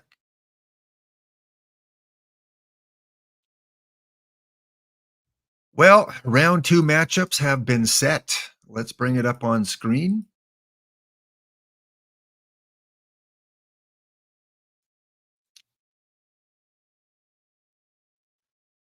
Round two is ready to go.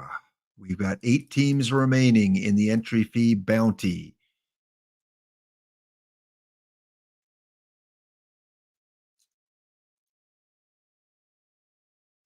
It will be the Fargo Fielders taking on the Boshi boys. Where are they? Right here. They swept their first round. So did Fargo. Both teams are rested up. I will be taking on the Lagos, who defeated A-Dub by a score of 5-4 in 10 innings. 10 innings. Lewis gets 2 in the top of the 10th. A-Dub will get a single run. Not quite enough. Also, it will be Franchise Time Machine winning games 2 and 3. Game 3 by a 9-0 score. They will advance, holding B-Town to only 3 hits. And they will take on Ezra Denny, who is well rested and waiting. And then in the final matchup, the sweep with the Hillies, and they will take on OKC or OK. 5-4 victory, and this one goes 12 innings. OK ties it up in the bottom of the 9th off a Gary Gaetti home run. And then not a home run there in the 12th. So these two teams, they have battled it out. Back-to-back long extra inning games. And now they've got to face a rested Hillies team, who I don't think is in chat. I think this is the only team left not in chat. So we did pretty good. I think we got 14 out of 16 of the community in there. So curious how OK is doing here. Yeah, their pitching is pretty decimated. They got like 3 rested players. And they're facing the Hillies, who are pretty good shape. In terms of the hitters, Hilly is up. Hilly doesn't even have a lineup in. And they won their 2 games. So they're just going with an AI lineup. And OK, you're good. You've got good rotation of players, I guess, because no one is tired. Just your pitching going to be a little bit troublesome. All right, we'll come back to that a little bit later. Oh, yeah, what I wanted to show the new players is when they're evaluating the eras and they're looking at the cards. So, for example, a Connie Day. So if you're in an era with high hits, high doubles and triples, low power, like in the 1920s, this is a card that you want in your lineup because he's got low power. He's got high BABIP. He's got gap power. Plus, the later, when you go back in time, defense and speed become a little bit more important, I think. So you want players with speed, defense, high BABIP, and high gap power in those type of eras. When you go more to the more modern day era, then you want to focus on that power. So then a guy like Adam Dunn is better for the modern era because he's got power, he's got eye, still got that gap power. BABIP not that great. So those batters that come up to the plate and they seem to either walk or hit a home run. That's kind of the card you're looking for more of the modern era, but not all. You don't want a full team of Adam Dunns. You still want your BABIP guys. You want your leadoff guys. You want your guys that can move runners along in a hit and run situation. If you have a full team with low BABIP, you're probably not going to do well. And then sometimes you come across a two-way player like Ray Caldwell. So Ray Caldwell, you notice when you open up his ratings, he's got really good ratings as a pitcher and really good ratings as a hitter. So that affords you the flexibility of entering non-DH tournaments. In a non-DH tournament, he can hit while he's pitching, and then you can put him at left field as a hitter if you want. So for the new players out there, keep an eye for the two-way players. Sometimes they fool you a little bit, right? Curry Foley, when he came out at the beginning of the game, he's listed as a pitcher, and people looked at this profile and said he's bad. But then when you flip over and look at his hitting over on the right-hand side here, he's a pretty good darn hitter for an iron card. So a card that you might not use because you're just looking at pitching, if you don't dig a little deeper on some of these two-way players, you might lose out. And there are a few good two-way cards out there at all levels. All right. Feel free to ask questions if you have any more questions there, because again, people in chat here are great at answering. Brent's in chat. Good to see you, Brent. Wrong screen? Was I on the wrong screen? Oh, yeah. Maybe I was on the website screen for a while. Okay, we eventually got it worked out. All right, PAX only. We're going to do some PAX only talk soon. I am here until about 3 p.m. my time, 5 p.m. So we will go over to Dr. D, who I think is streaming today.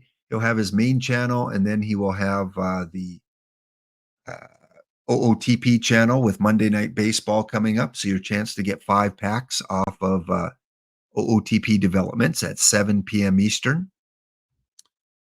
And we are waiting for game 1 of round 2 to come in.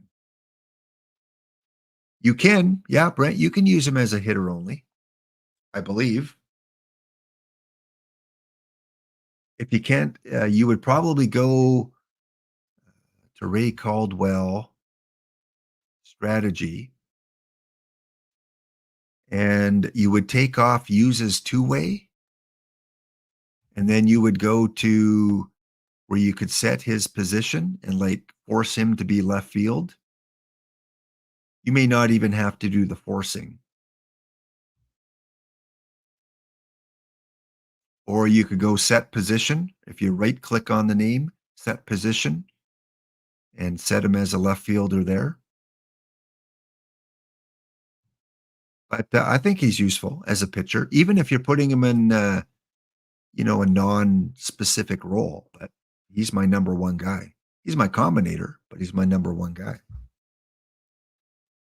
Would I recommend it? I recommend you use him both ways. I recommend you save up and get enough to buy a Ray Caldwell combinator. That's what I recommend. All right, sim number 1 of round 2 about to come in. Best of 3. Boshi Boys, Fielders, Lagos, Gladiators, Phillips, Red Shirts, and the Hillies and the Whirlwinds.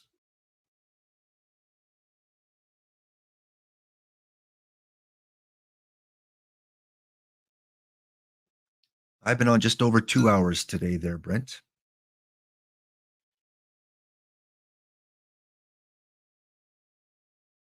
And A-Dub, I know we were going to do the stocking with Lap today, but because of the refresh and everything else going on, we're going to hold off on that until next Monday. So I want to make sure I get the pack only information in and this tournament. It's the first time we're doing this tournament here. So if you're going to be around next Monday, it'll be stocking with Lap as we stock AW. We go to a northern state. Well, Louis Lagos, unfortunately, you will lose game number 1. Hound will take it 4-1. J.A. Happ takes a victory, 3 hits, 1 earned run. He is also the player of the game. Bob Miller has a pretty good game, only giving up 2 earned runs, but he will take the loss. Home runs by Andrew Jones for the Louis Lagos. And for the Hound, it will be Ray Caldwell, who gets a home run and 2 RBIs in the 3rd inning. That will be enough. Ray Caldwell's home run, 2-run shot, gives Hound the victory. In the other round 1 games, the Fargo Fielders go down 1-0 to Makadkar. And the Boshi Boys, the theme team here, a lot of players got used in this game. And it goes extras. And in extras, 5 runs for Boshi will be enough. 8th inning was a high-scoring inning, 7 runs total there. Home runs will be Mr. Orville Singer for Fargo in the 4th inning. And Jeff Bagwell pops off a 3-run shot in the 8th. For Makadkar, a lot of home runs. Jeffrey Hammonds will get a home run in the 2nd inning. Altman, home run in the 8th inning. And that was a 3-run shot. And Chris Schneider will get a 2-on, 1-out home run in the 11th to seal the deal. 1 game to Makadkar. Lou Diamond Phillips, Ezra Denny continues to flex. Ezra Denny wins game 1 by an 8-7 score. Even though Lou Diamond Phillips mounts a comeback there and takes the lead with 6 runs in the 8th inning, Ezra will score 2 in the bottom of the 8th. Lou Diamond gets nothing in the 9th. Ezra wins. Steve Reed? Who is this? Steve Reed, yes, gets the save. Stobbs with the victory. And Johnny Evers, the new PTCS card that many of us got today.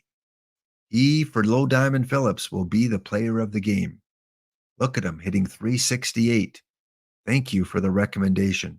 Glad I got him in. A lot of you are using him as a leadoff guy, which is smart. But I don't want to mess with my lineup now. And in the final semifinal matchup, OK takes out the Hillies 4-3. Close game. 9th inning win. Walk-off for Castanar. Valentin will get a home run in the 4th for Castanar. For the Hillies, no home runs. Which Wilson is this? CJ Wilson will take the loss. Nathan Eovaldi in 1 inning of work will take the win. J.A. Happ starts the game for OK and is your player of the game. Lots of players use J.A. Happ, goes 2 for 2 as a pitcher. Connie Day goes 2 for 3. So there you have it. Our first round matchup is in. Let's take a look at the leaderboard so far. Few games played, 3 games, 4 games, 5 games max, 4 games max, I guess. Home runs, Paul DeYoung for Ezra Denny has 3 home runs. War-wise, it's Paul DeYoung and Jacques Jones. Ezra Denny's Paul DeYoung once again. Paul DeYoung, Gaetti, Joyner, and Rasmuth, 5 runs scored. Doubles, it is Tommy Butts and Buddy Bell. Hits, 8 hits for Buddy Bell for Ezra. Butts and Day for the Hound. And pitching wise, again, not a lot of stats here for pitchers. No one with 2 wins yet. No one has 2 saves. Most strikeouts so far. My Ray Caldwell Combinator has 10. And war wise, who's our war leader? A lot of pitchers with 0.3. Let's check out how many teams are running combinators today. A-Dub running Chris Short. Great iron combinator card to get. He's got all the profile. You new people out there, ignore. I told you to ignore a couple things. Ignore contact. Ignore it. Don't worry about contact. Look at BABIP and avoid Ks instead. This is how often a player is likely to strike out. The higher the avoid K, the less likely he is to strike out. I is how likely he is to walk. He watches the pitches very well. Don't worry about contact. Contact is a combination of these two right here. So you want to look at BABIP for hits, making contact with the ball, I should say, making contact. Avoid Ks is strikeouts. Gap power, your doubles, your triples. Power, your home runs. And your walks, watching those bad pitches. With your pitchers, forget about movement. Don't look at movement. Ignore it. Look at home run suppression and pitcher BABIP. Stuff is, their heat. How likely are they to strike people out? This is how likely they are to give up a home run. The higher the bar, the less likely a player is going to get a home run off them. Pitcher BABIP is your hits, your singles, your contact with the ball. And then control is your walks. Can they pinpoint? Can they get the outside corner? And with control goes your catcher. You want to make sure you have a catcher, especially in the modern era, with high catcher framing, because that will make your pitchers better, having that high catcher framing. So on my team, I've got Fleet Walker, 104 framing. My pitchers benefit from that. My other catcher, Bill Raridan, 99 framing. Again, my pitchers should benefit from that. So again, when you're evaluating which players to use, ignore contact, ignore movement for your pitchers. Ignore that movement. And for your catchers, you want that framing. In the early eras, the more back you go in time, the less important that defense for the catcher becomes, in my opinion. So when you go back in time, maybe you want that hitting catcher more than the defensive catcher.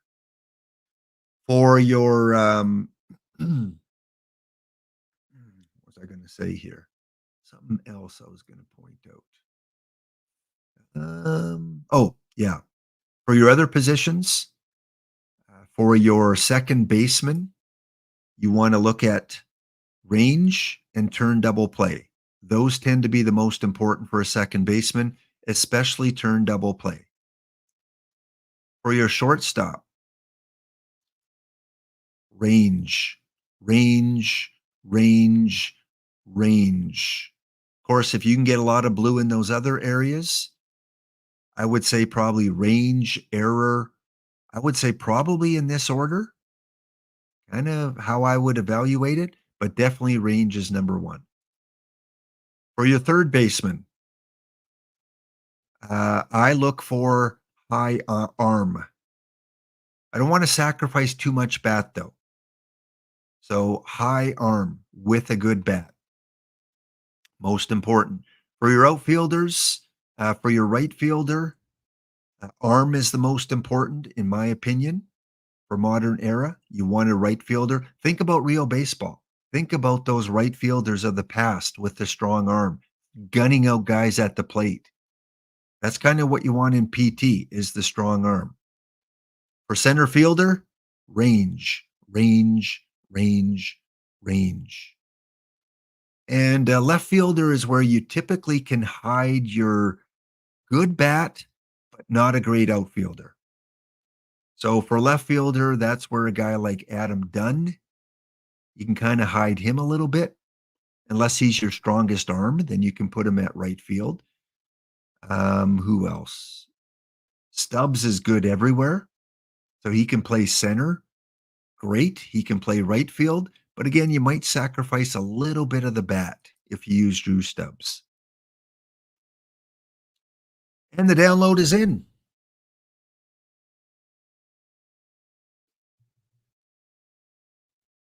There we go. And we are tied up, Louis Lagos. I am now in a situation where I can give up the bounty packs because the next game will decide if I move on or you get the packs. 5-3 score. You took the lead into the ninth, I believe, 3-2. You score 2 in the ninth. I score 1. Out hit me 10-7. J.A. Happ will take the victory for Lewis. Way to go, J.A. 7 1/3 inning. Paul Splittorff will take the loss in 5 innings of work. And for home runs, neither team connected on a home run. For my team, Roberto Clemente hitting 400 in the tournament is went 2 for 5. Johnny Evers, 2 for 4.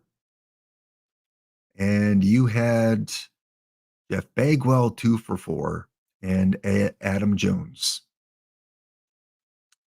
In the other matchups, Fargo goes down and loses to the Boshi boys. Makadkar, congratulations. You go on to the semifinals with a 6-1 victory.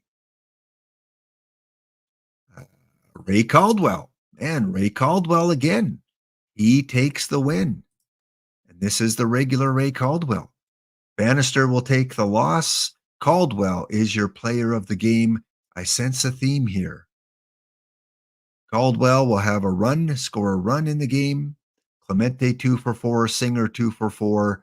And for Fargo, Jacques Jones, only player with multiple hits. We have Ezra advancing. Ezra once again sweeps the opposition.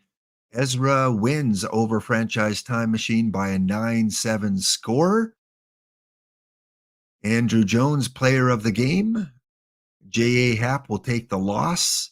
And Nathan Eovaldi will take the win. Home runs in the game. Adam Dunn will get one for Franchise in the 9th inning. Not enough. And Andrew Jones gets 2 home runs for Ezra Denny. Buddy Bell also with the home run. So congratulations, Ezra Denny. You are going on to the semis, and you will meet up with OK, as Bill Raridan is the player of the tournament. Great catcher. I showed you I had him on my team. Losing pitcher is Claudio. In relief, Paul Splittorff will take the win. And I'm glad that OK, you were able to take out one of the non-people in chat. So everyone remaining is someone that is here. Excellent. Good to see. That's how I want this tournament to shape up. So we have 3 series over. The bounty is on its way. And the good news is, even if I'm eliminated, the 4 remaining teams are fighting it out for 16,000 points. Still a really good competition. Yeah, okay, you were down 1-0 in the first series, and now you've won 4 straight. You're putting on a pretty good run here. I was checking out the combinators. B-Town, did they have any? They did not. Codcar does not have a combinator in the lineup. Gorilla has Bill Pulsifer as a combinator. Johnny, not a combinator. Mort, not running one. Smiley has to be Caldwell. Yep. You know, Smiley, you're Ray Caldwell. Hit 429, 3 doubles, 6 hits, a triple. I mean, he put out in terms of offense. Flying as Ray Caldwell boosted about halfway. But he did not. He had one plate appearance. Flying, you got to get Ray in there as a hitter. You've seen how he's done as a hitter. He hit over 400 for Smiley, and look how he's doing for me. Even though he's not fully combinated yet, you got to get him into your hitting lineup. The Hillies, no combinator. My opposition, what are you running? Paul DeYoung. Yeah, that's a great shortstop. How's he hitting for you? Ezra's is doing much better. Next up, we got Franchise Time Machine. No combinator. Jinx, who I played in first round, did not have a combinator.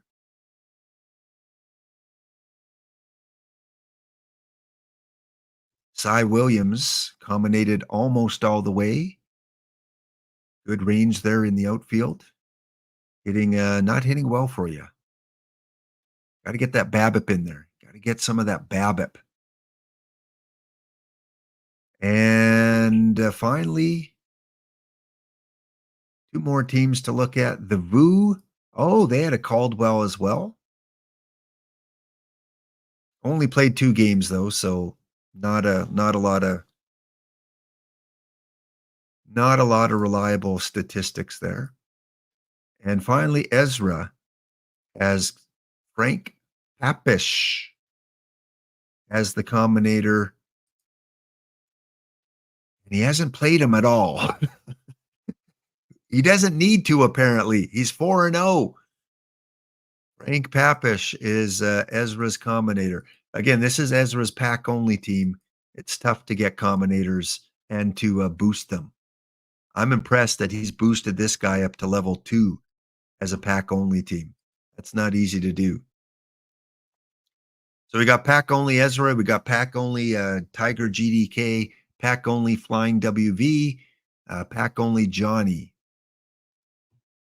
As we get ready for game number 3. All right, Lagos, I'm gonna do a little switcheroo here on you.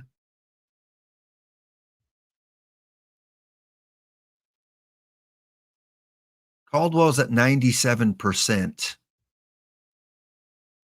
I'm going to start Mr. Caldwell. Must-win game. I'm going to go strict order. And I'm going to see how my Johnny Evers is, because all of your Johnny Evers are doing well except for mine. So I'm going to move him up. Slide everyone. Move him up to the leadoff.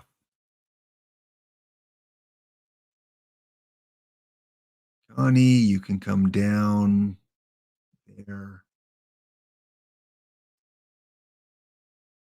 Joyner up. Caldwell up.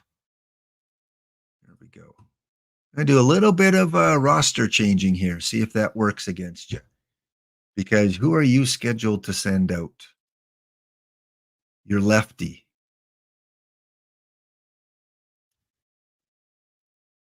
So if I'm going to take advantage of him, I need my right-handed batters in.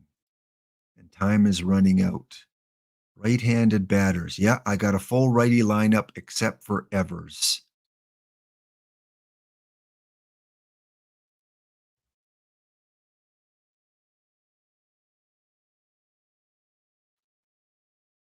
But that's okay. That is okay. All righties in. Yep. All right, game number 3 about to come in. I'm going to hide the scores. And we are going to watch the highlights here because it's an elimination game. Packs only talk coming up at the top of the hour. So we'll do some packs only talk once we get a little further in this tournament. Also, if you're not in my Discord and you need some help, you have some questions, you want to show off your team, your cards, you want to say, hey, Lap, which tournament batch card should I take? We got a lot of people over there with the answers. So head over to the Discord there, and a lot of threads there you can go through for previous information. And don't forget Fussmucker on with me tomorrow as we talk about a PT Live wrap-up for the year. And then we play hockey. All right, the sim is in. I'm going to try and not look at the score. Please, OOTP, if anyone's listening, if any of the devs are listening, please put a little check mark by the clock and allow us to turn that off so we don't see any spoilers. And no spoilers in chat, please. All right, well, here we go. We are in the second inning already. Duster Males gives up a hit there to Drew Stubbs. Is a run going to come in to score? Yes, it will. And the Hound will take a 1-0 lead here in the second inning. Johnny Evers, leadoff hitter. Let's see if he can pay off here. Did I make the right decision? Evers drives that one past the third baseman. One run is going to come in to score, and Evers with the RBI double. Looks like a double, maybe. 2 RBIs. 3-0 for the Hound. All right, Ray Caldwell, 97% rested. Good enough for me. He's going to give up the bomb. And of course, it's to Jeff Bagwell, one of the best power hitters in bronze. Can't be ashamed with that, Ray. Cannot be too disappointed with that. Caldwell gives up a run. We are still in the bottom of the second. Jacques Jones now, another power guy. He drives out one. And back-to-back jacks here with no one out in the second inning. What are you doing to me, Lagos?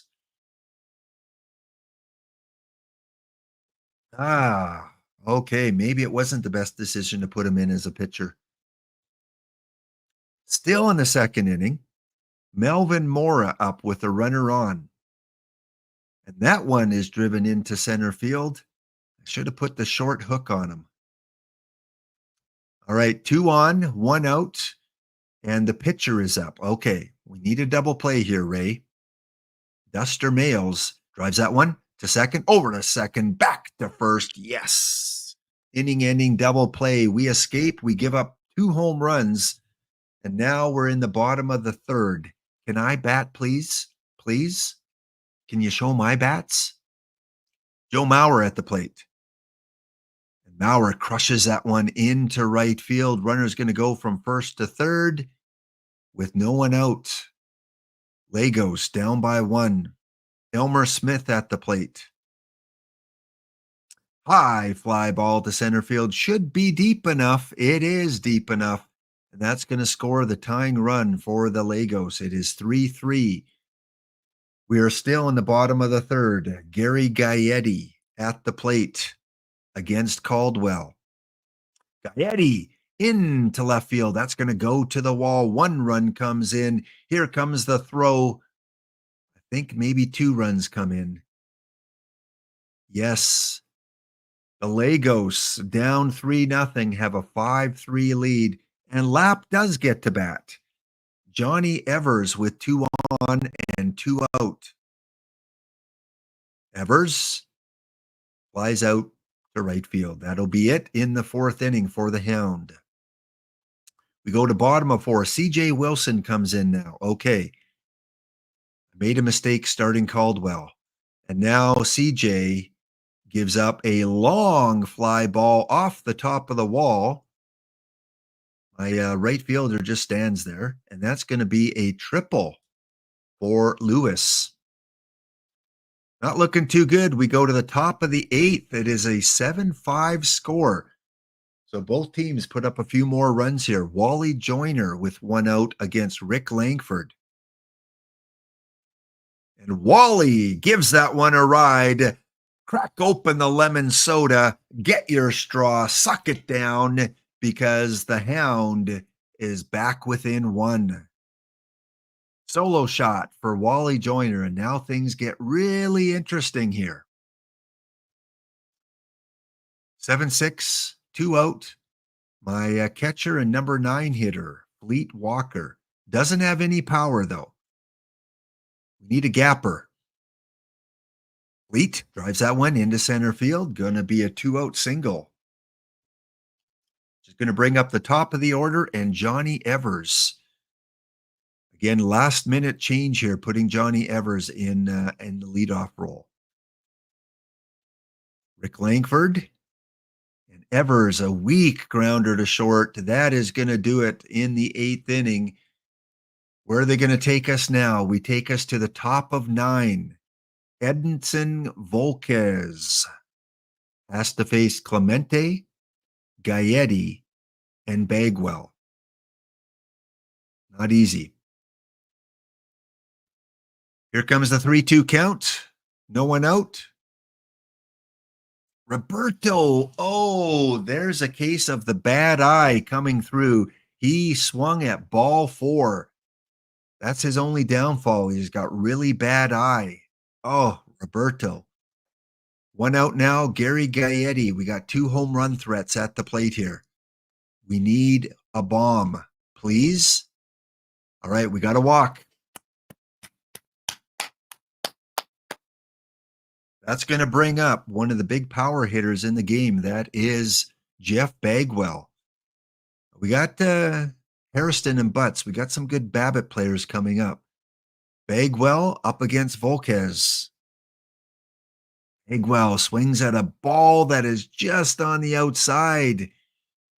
Bad swing there, Jeff. All right, 2 out for Jerry Hairston Jr. Not my original starting center fielder, but due to fatigue, he probably had to come in here. Edson Volquez. 1 ball, 1 strike. It's not going to be a strikeout. Here's the pitch. That one into center field. Well positioned is the center fielder. And congratulations in the Premier Entry Fee Tournament. The Lagos will move on to the next round. Well done. What a great series there. Great, great series. Comes down to a 1-run game. So all our semifinal matchups are set. The winner of these rounds are guaranteed at least to get their money back with 1 pack and have a chance to get the 16,000 perfect points. Boshi Boys, who are 4-0, up against the Louis Lagos, who went the distance in both series.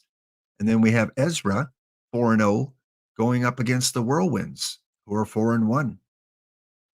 And the Sim has come in, so let's just quickly take a look at the result. Where is it here? Got to go to my tournaments.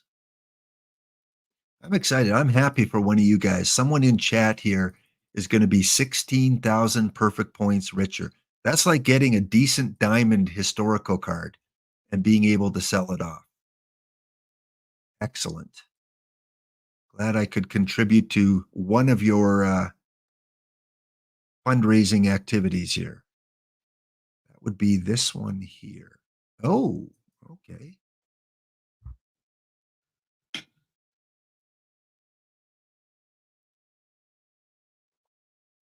Yes, exactly. Yeah, the winner will at least break even.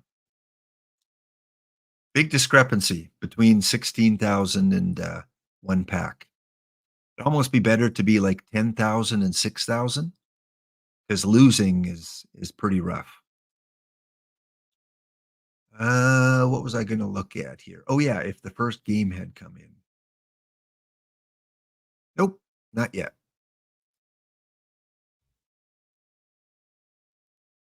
And I did. This is the second one I entered because as soon as I saw that it was up here, I said, you know what? I'm gonna enter, and in fact, I'm gonna throw mine in another one here. There's 13 teams.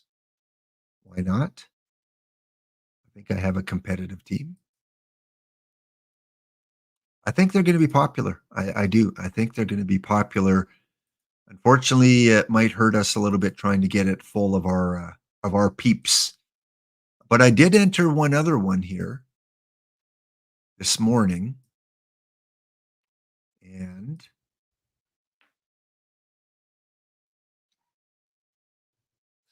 we're going to have an ad break kicking in. When we come back, we're going to talk packs only. So yeah, I was in an earlier one, and I beat Makadkar, I beat Lava, I beat D Block, and then I lost in the final to the DRG. I hadn't even checked out those results. So yeah, I was in one of the earlier ones, number 2, the second one that had fired off. I'm going to keep entering them. I think they're fun.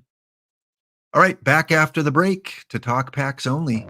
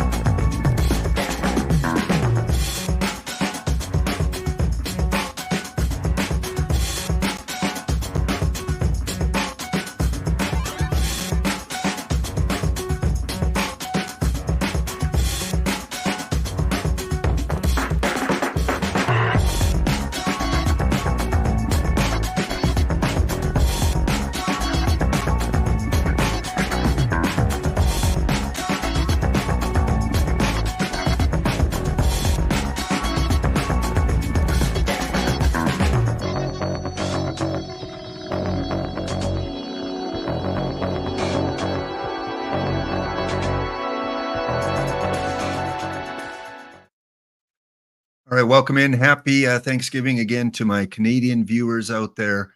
I hope it's a good one for you. And to all my American viewers, your day is coming up in just over a month's time, I guess, towards the end of November. So we got that tournament still going on. Anyone that's in that tournament, if you can keep me updated, because I'm on a different account now, so I can't check into that one as easily. And hope you guys are enjoying the refresh. Chat, let me know. What's a new tournament that you entered today? Is there anything new that you entered that maybe hasn't fired off yet? Anything new and exciting? Don't forget, get into the 5L, get into the 6L.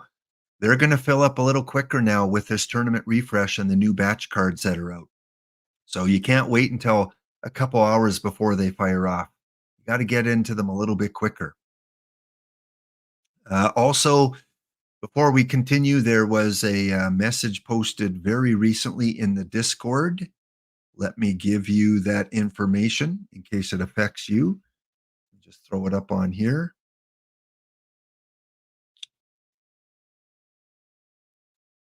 So from DishNet, he posted, as some of you may have noticed, there was a Combinator cap that was recently placed on the daily iron cap, which was implemented in the refresh.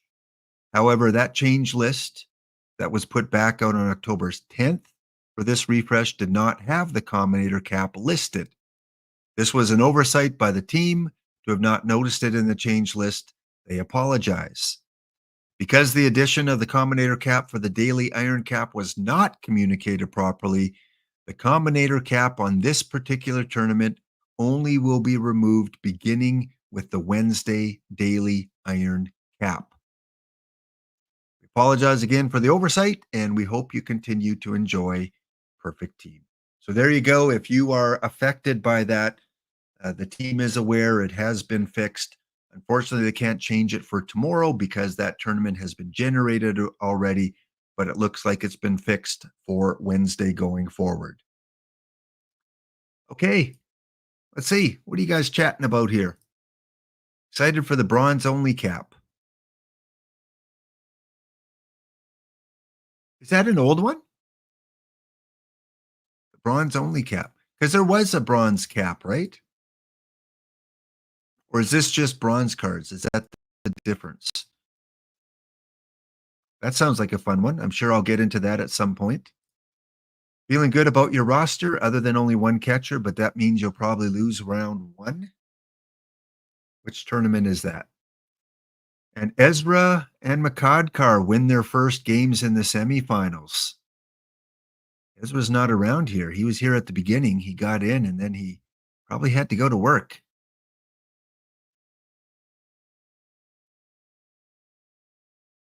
The old bronze cap. Oh, this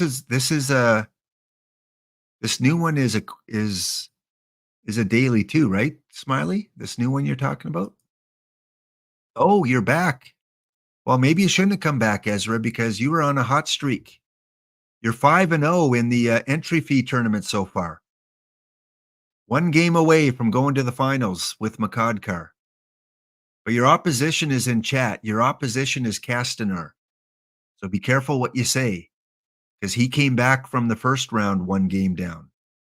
He's got his eyes on you, Ezra. We called you Flexing Ezra because you, in your first couple rounds, you just dominated. All right. Any packs only teams here? I know Smiley's packs only. I know Castanar has a packs only. Ezra has a packs only. Shout it out, guys. Let me know. Mr. Audit, I saw earlier. Flying WV is here. Come on. Come on. Let me know. Let me know that making these slides is worth it every Monday, that you're here to be celebrated, to be shouted out, to participate in the success of others. Who's here? Kayaking San is celebrating. Johnny P is here. Mr. Audit is here. GT Sundown. All right. Go others. Hey, Mr. Audit. We're going to start with Mr. Audit because, you know, Mr. Audit was our best representative of winning a championship to go to Diamond this week. Jenks and EVC, I think, did well. They made it to the gold playoffs. But Mr. Audit carried the torch at the high level for all the packs only teams. He worked his way through a non-pack only, non-pack only, non-pack only, getting to the finals. But eventually, it wasn't enough. He didn't quite get there. So honorable mention this week goes to Mr. Audit, coming second in gold, but still moving up to diamond. All right, let's shout out. We've got about 93 teams so far. And as I always like to start off the packs only segment, these are your boiled egg move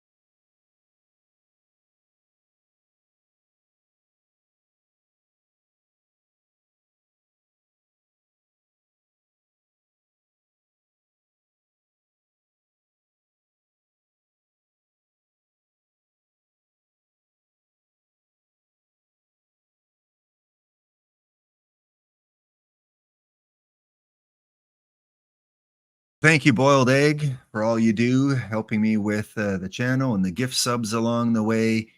And big shout out to Boiled Egg streaming FHM 10, soon to be FHM 11 when the new version comes out, probably later this month for Franchise Hockey Manager. So these are our Boiled Egg movers and shakers for the month or for the year 2054. Going up to silver, we have Marlins Fan 2. Shout out to Marlins Fan 2 if they're still in the chat. IML5 and GCAM 1, the three teams that move up to silver from bronze. Apparently, again, you need a number in your name to move up to the higher levels. Going up to gold, congratulations go out to these three managers.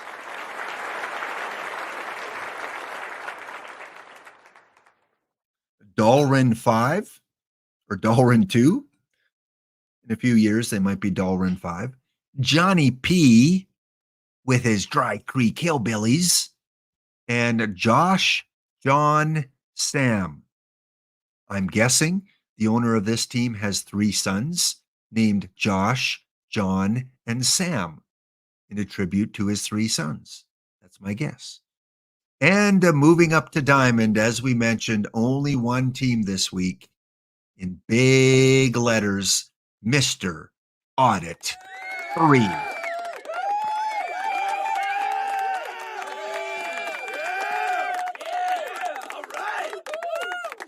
Look how excited Boiled Egg is looking at your name there, Mr. Audit. He is one happy egg. Also, big shout out to B. Phil B. He is the other team that is up in Diamond this week. He has been our most consistent high-level player. He's been up in Diamond for close to 2 months now, making the playoffs the last few weeks, but just can't get by that wild card round. Just can't get by that hump. B. Phil B. We got to get you to perfect, man. Got to get you into the finals. You'll get there. We're only halfway through, just over halfway through the cycle. So these are your managers that moved up to that next higher level from bronze all the way up to diamond. Congrats once again. Well done. Okay, let's start with Stone.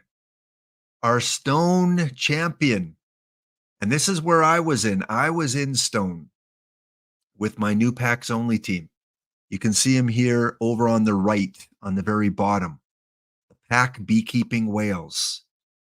Well, in the end, it was the Lemoyne Raiders. I don't know if the Compo Friends manager is here, but I think they were down 3-0 or 3-1. They were down early in the finals and stormed back for the victory. So Compo's Friends were going to win the Stone Championship. Other playoff PAX Only teams, we had the Yonker Grinders make the wild card. They advanced up against the Hot Dogs, who went to the semifinals. And on the right-hand side of the screen, the Spirit Flyers and the Harps would make wild cards. Spirit Flyers would win theirs, and they would go up and lose to this winning team here, Compost Friends. So our first champion goes to Compost. That is run by Sam Chap 2001. Congratulations, Sam. Man, I mean, if you're running this guy in Stone, wow, you won a lottery. This guy dominated this Stone League. Like, I mean, it wasn't even close. Home Run Baker 102 was the World Series MVP. This was his stats for the year. Like even Ezra's eyes are popping out looking at this. Ezra's going, whoa. He led the Stone League with 244 hits. He led the league in doubles with 86. He had 41 home runs. He had 149 RBIs. Look at his average OBP slugging. He had an OPS, for goodness sake, of 1.312. And a WAR of 14. I was talking to Sam Chap on the stream yesterday, and he said, Lap, I opened this card when I was watching one of your streams. And I said, it was probably a stream where I got nothing in my packs. And he said, yeah, I think it was. So congratulations to the West Yorkshire Compos Friends for winning Stone. Also, a reminder that the form is now open. You can fill out the packs contest. MON. There it is, your chance to win 10 packs today. Guess what I'm going to get in the packs? I'm opening 80 regular packs and 20 regular silver packs. So 100 packs total. Keep that in mind with your guesses. 10 packs to the winner. So Sam Chap, if you're not in chat today, hope you see this on the VOD. Show your kids, your grandkids, your partner, your dog, your grandma. Show them that you are a champion. We also had a second Stone winner because some of our players did not sign up for the grouping yet. And so in one of the other Stone leagues, we had a packs only champion. You've seen this guy. You've seen him with lots of hair, and you've seen him with very little hair from time to time.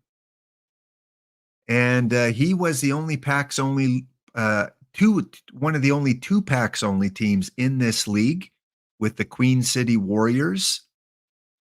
He would win his division and then win the division series 3-0. The other pack only team won their division and won the division series 3-1. In the semifinals, it was this team, Whale Packs, defeating the Montreal Expos 4-2. And it was our other packs only team sweeping a non-packs team. So we had 2 packs only teams in this Stone League.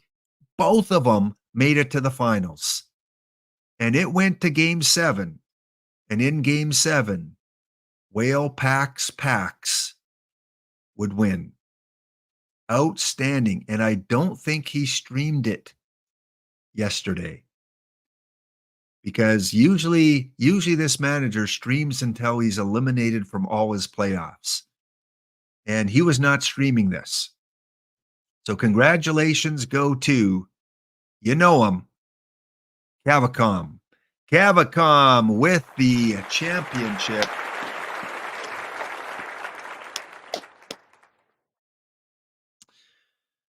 Delhi, good to see you, Delhi Sports. Again, if you have any questions about the game, you come to the best place ever for answers because this community is so helpful. Packs Only Delhi is a league that I run. Let me bring this up.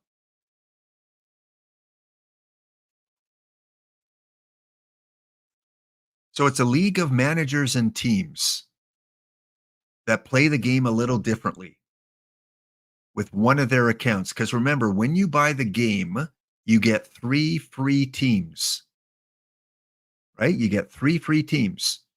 So you can play one team one way. You can play a second team another way. You can do a third theme team, 3 free teams. If you buy OOTP Go, you get a 4th free team. And some managers have chosen to play as packs only. These are all the teams you may come across that have PCK in their name. And the way that we run it is you're not allowed to buy with real money. You're not allowed to buy perfect points. And you're not allowed to buy any cards off the card shop. So you can't go and buy that card you need for a mission. You can't go buy that perfect John Beckwith. You can only use cards on your team that you open up in packs. So as you're opening your packs, you throw your better players on your team. You can also play tournaments, but you can't buy cards for the tournaments. You have to use cards you already own. So every single thing you play with your team is with a card that you have got in a pack. And if you win packs in tournaments, you can use those cards. If you win cards in a PTCS tournament, you can use those cards. But you cannot use cards off the card shop. And we have close to 100 teams right now because it takes a lot of stress off. You don't have to worry about putting buy orders in. You don't have to worry about always checking the card shop because all you can use is cards that you get in your packs. So if you have a free account open, because you get 3 free ones with your desktop version, if you have a free account open, head over to my Discord here. Here's an invite. Go to the sign up area, and we love to have you. And the good thing is, Delhi, is that you will be guaranteed to be put in with the other packs only teams. So for instance, in Iron, we have like 20 teams here that are packs only. So you're competing against people of equal levels that are playing by the same rules that you're playing by.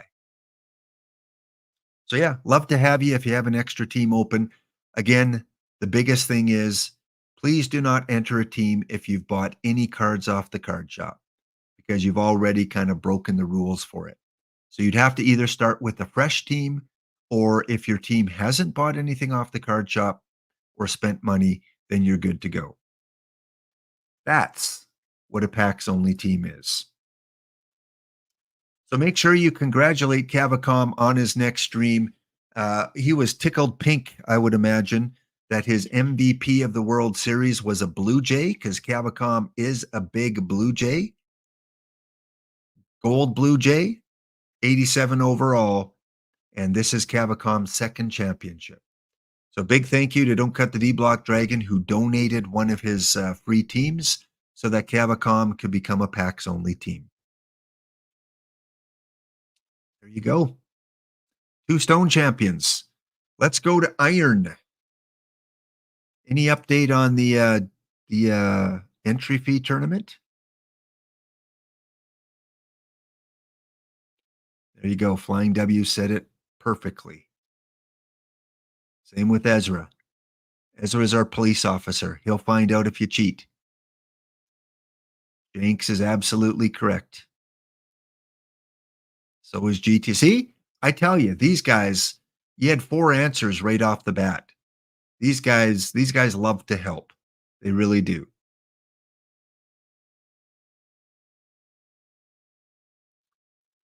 So Delhi, if you have only, you have the desktop version, right? Or Steam? We got to start there. Like you're not just playing on OOTP Go, right? You've got a desktop version? Okay.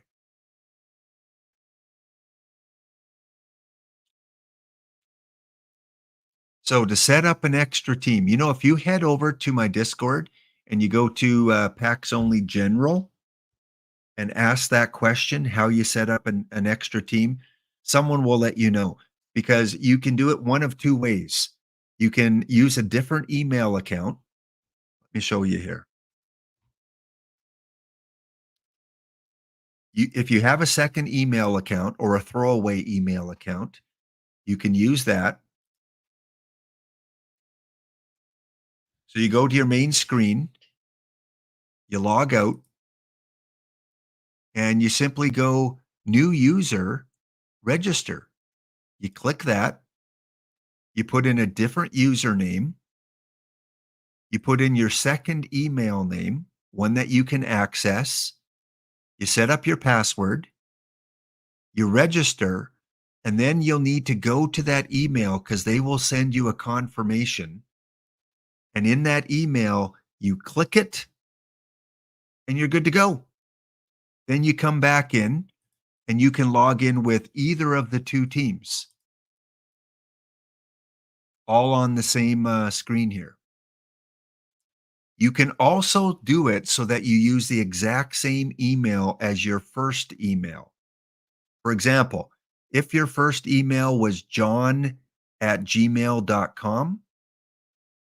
you could use John and then the plus sign, OOTP. So John plus OOTP @gmail.com. And it will send you that confirmation to your john@email.com email. It's a way of fooling it to send it to that other email. So you put your email name, the plus sign, and then anything after that @Gmail or whatever your server is. And that works as well. So you can either use your same email or you can use an entirely different email. And you can do that 3 times on one account.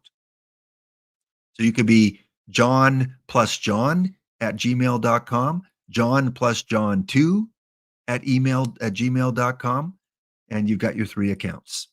And then one of them you could start fresh with your 6 starter packs and be a packs only team, which you'll start in the entry pool, and then next week you would go to rookie. Hope that helps.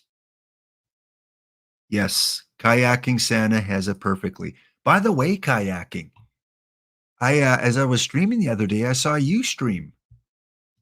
You were streaming OOTP. If I ever see you streaming and one of the other affiliates is not on, I'm going to raid into you. I'm going to show everyone what your streaming's all about. But I kind of give first shot to any other affiliates that are on. And I'm going to have to check it out. I wasn't able to check out your stream.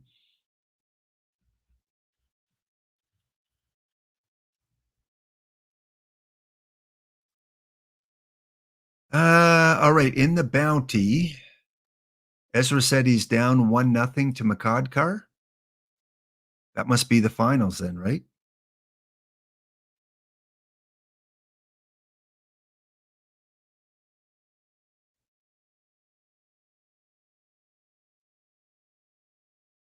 Have a great weekend, B Cylinder. Oh, Ezra's up 1-0. Yeah, Ezra even sometimes raids into Elf. His favorite go-to if no one else is streaming OOTP. Oh, good. So there we go. We've got references already. EX Jenks said he's excellent. Good. Yeah, I'll have to check you out, Kayak. Next time you know when you're going to be on, just come on my stream and let chat know that when you're gonna be streaming so that they can kind of copy it down. Okay, let's get back on to the packs only.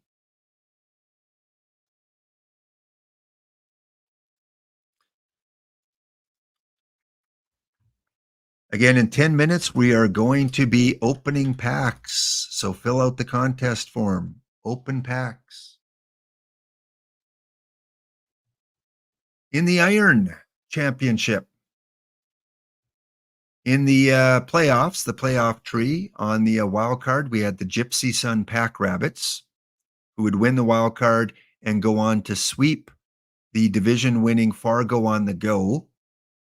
And then in the conference championships, they would lose to another pack-only team who swept the division series. That's Waynham or More Waynham. And then More Waynham would sweep the Pack Rabbits. So More Waynham had quite the run here. 3-0 and 4-0. Went on a 7-0 tear to get to the finals. On the other side, we had a lot of packs-only team in the playoffs. We had the Packers sweeping their wild card, and we had the Calgary Houndcatchers, AW's team, sweep Ultimate Force. In the division series, it was the division-winning Insect Overlords taking out the Packers in 4, and it was the Houndcatchers that were caught and put in the cage by the Barnstormers. That is GCAM 1's team. In the conference championships, we had Pack versus Pack, and it was the Barnstormers that would take it in 4. So in our Iron League, all 4 teams were packs-only teams in the Final 4. Love to see it. So it would come down to More Waynham versus GCAM. And the winner would be More Waynham.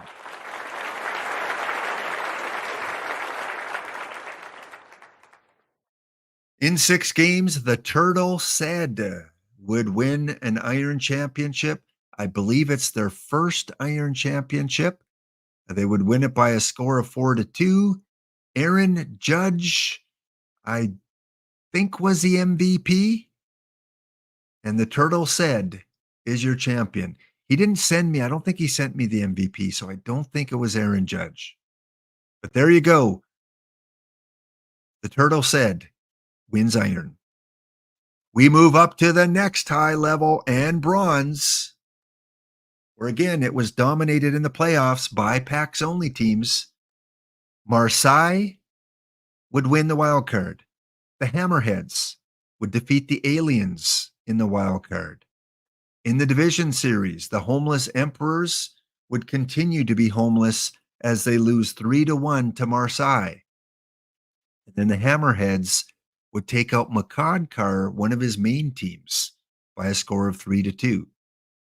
In the conference championship, Marseille would win 4-1, and they would go on to the final against one of these teams here. Brent 3-2 and his Boise Bees would win their wild card matchup against the Sudbury Bulldogs PAX only, and the Cape Cod Sharks would squeak out a wild card win over Don't Cut the D-Block Dragon. In the division series, the Parkland Marlins would sweep Brent's team, and the BYU Cougars, which, synchronicity aside, this is Brent's main team. So his main team and his pack-only team both were in the same league, and both were on the same side of the playoffs. And they would defeat the Cape Cod Shark pack-only. So in the Final Four, 3 of the 4 teams were packs only, spoiled by Brent's team. And Brent would win and knock out our packs only team on the right side of the playoff tree. So it would be packs only versus Brent. Brent, the spoiler. But in the end, it would be the packs only team.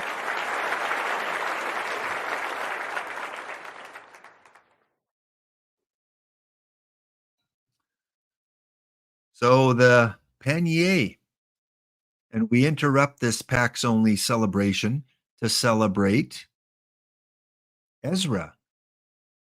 16,000 points wealthier on a PAX only team too, Ezra. That's going to definitely help your PAX only squad.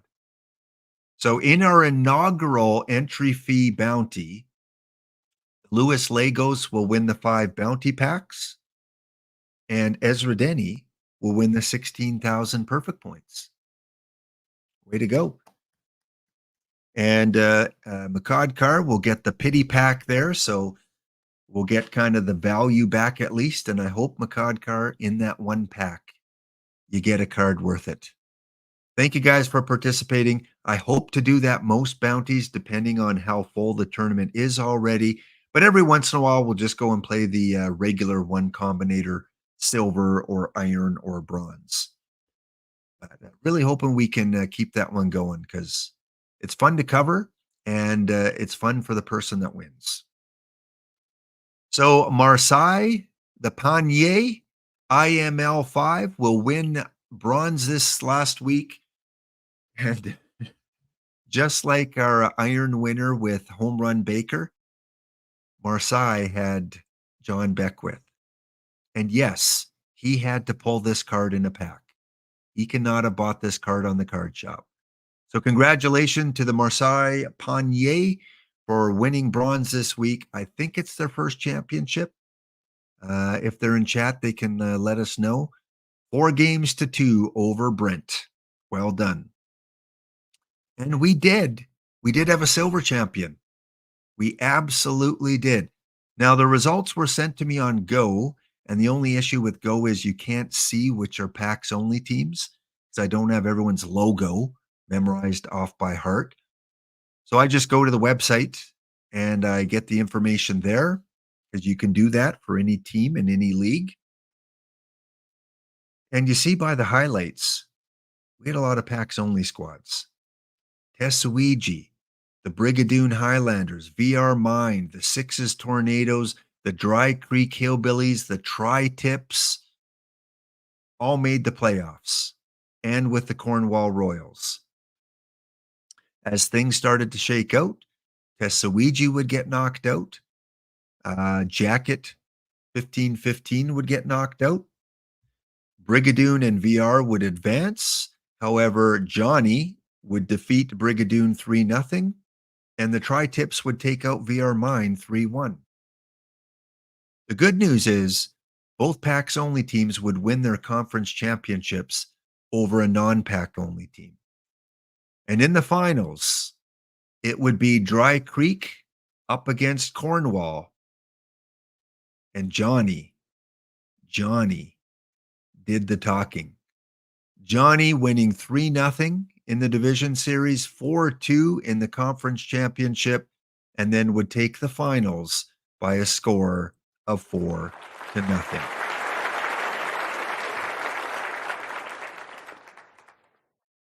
And 4 is a big number for Johnny because I believe this is his 4th championship as a PAX only team. Johnny has won 4 of them. So silver champion, the Dry Creek Hillbillies. Derek Lee, perfect Derek Lee, was the MVP of the World Series. And congratulations once again. So, your PAX only champions in stone, Sam Chapp, 2001 with the Compost Friends. In stone, Cavacom with the Whale PAX. In iron, Moore Wainham with the Turtle Said. In bronze, IML5 and the Marseille Panier. And finally, in silver, Johnny P and the Dry Creek Hillbillies. Give it up, community. Give it up, chat. Say your congratulations. This is not easy to do. All right. Yes.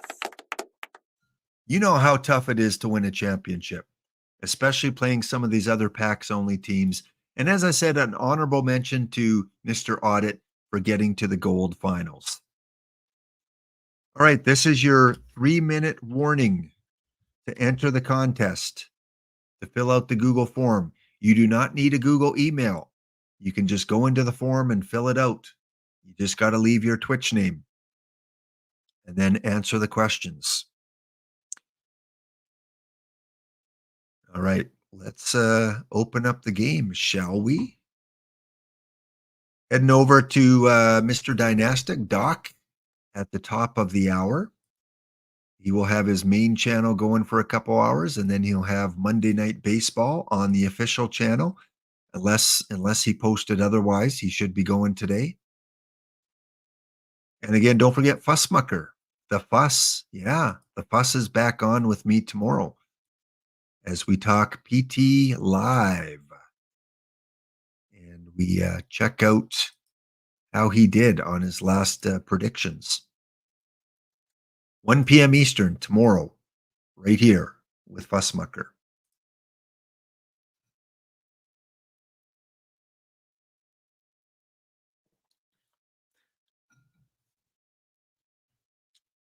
Mr. Ree 416. No way. Is this the Mr. Ree from the Baltimore area? Like, what was it? Okay, I'm really testing my memory on my stalking. I stalked Mr. Ree way back when I started streaming.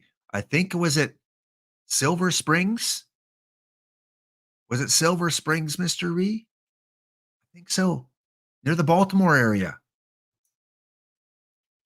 I can't remember to take the garbage out, but I remember Mr. Ree from Silver Springs. Don't tell my wife that, because how can you remember stupid information like that and you can't remember to call your mom on her birthday? You guys know what I'm talking about? Mr. E, welcome back if that is you. Pandis, because I'm opening packs on the PAX only squad and I'm opening 100 of them, I'm going to refund those biscuits to you at the end of the stream because I can do that. And then you can use them at a different time. So I don't think I'll have time to do both. Okay. Let's talk about gold PAX only because I dropped down from diamond. Now, I don't know. Are there any new players in here? Is there anyone that's just started playing the game in the last 3 months? Let me know. Because I know there's a lot of veterans in here. There's a lot of people that just started in March Is there anyone in the last 3 months? Kayaking Santa is one of them. One of the things that we got to clear the air on, many people that join the game, they hear from other people that, oh, this game, it's a pay to win game. You can only win or you can only do well if you put a lot of money into it. And granted, it helps. It absolutely helps. However, this account here is a PAX only team right from March when the game came out. And you can see I have 275 packs just sitting there. I've got a bunch of choice packs. I've got almost 2 million perfect points. I haven't put a penny into buying anything for this account. Nothing. So I am free to play. I only get to use cards I have in packs, and I can prove that. I can go to my transaction screens. I can go to my card shop, and if I bought anything on the card shop, it would say buy order. All of these pages say sell order. Sell, sell, sell. So I can attest as a free-to-play player that has not spent a dime on this account, you can do well. This is a team that made diamond twice. This is a team that had a huge run of making the playoffs in gold and silver. Now, if your goal is to win perfect league and free to play, that is a lot tougher. That I will say that is going to be very tough. But for a team that I can't buy anything off the card shop, I can only improve by packs that I open.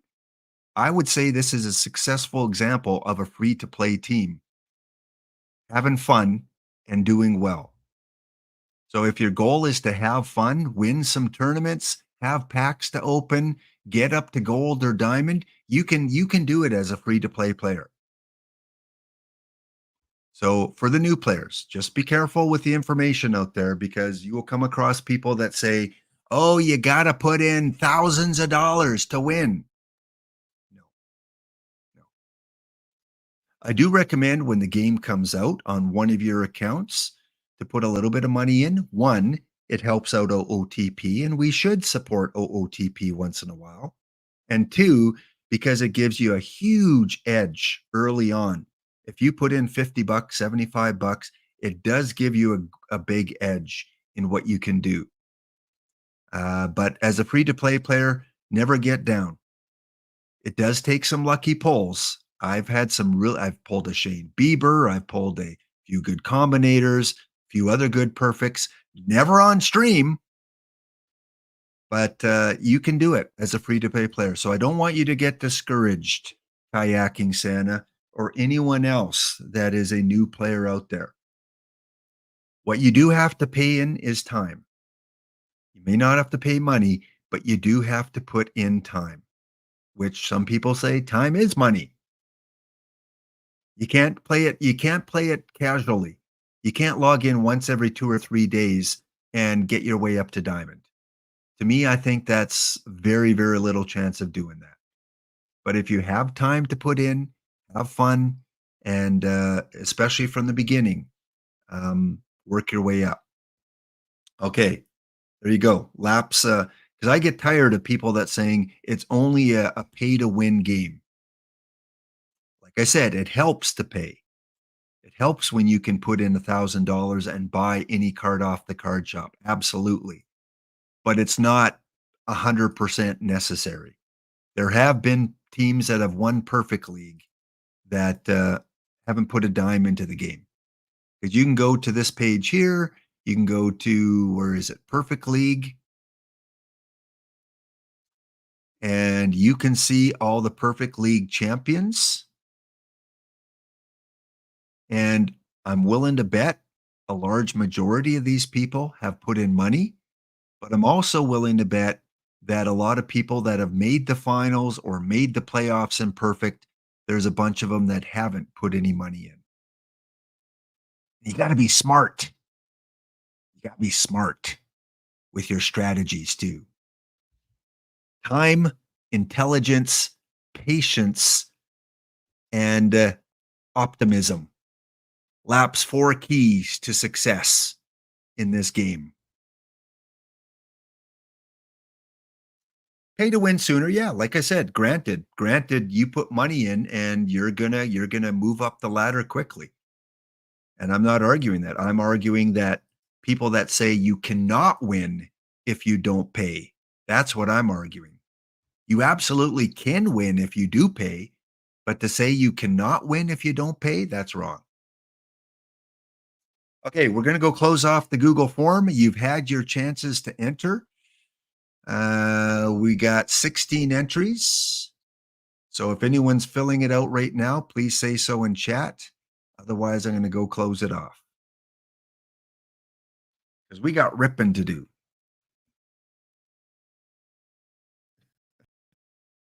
Santa's seasonal. You can't win if you're seasonal, Santa. Sorry. If you put in $10,000, you can be seasonal and win. You spend all your Christmas money, you can win. Kitty Poo Poo, absolutely. There's another. No combinators on an open team, which is you can have as many combinators as you wanted. Kitty Poo Poo had 0, has not put a dime into that account, and 1 PTCS, and 1 Frank Viola and Buck Ewing. Thank you. All right, we're closing off the Google form. Done. Let's go take a look at what you guys are predicting here. Similar questions every week. So the first question, will I get 4 or more baseball reference in any packs? 4 or more baseball reference card. Better write that down. 75% think I will. A lot of iron and bronze cards that qualify. Will I get a perfect card? 38% say yes.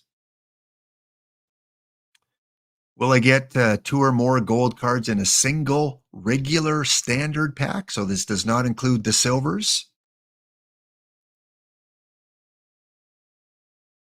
81% say yes. Will I get a combinator in 100 packs? 81% think I will. First diamond card, what will it be, a pitcher or a hitter? 63% say hitter. And the first historical Canadian club team, will it be a J, an Expo, or both in the same pack?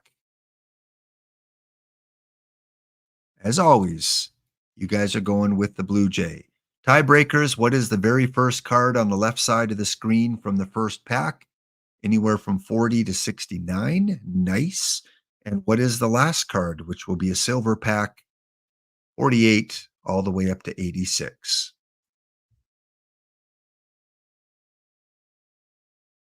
Okay, we've got everything written down. We're ready to go.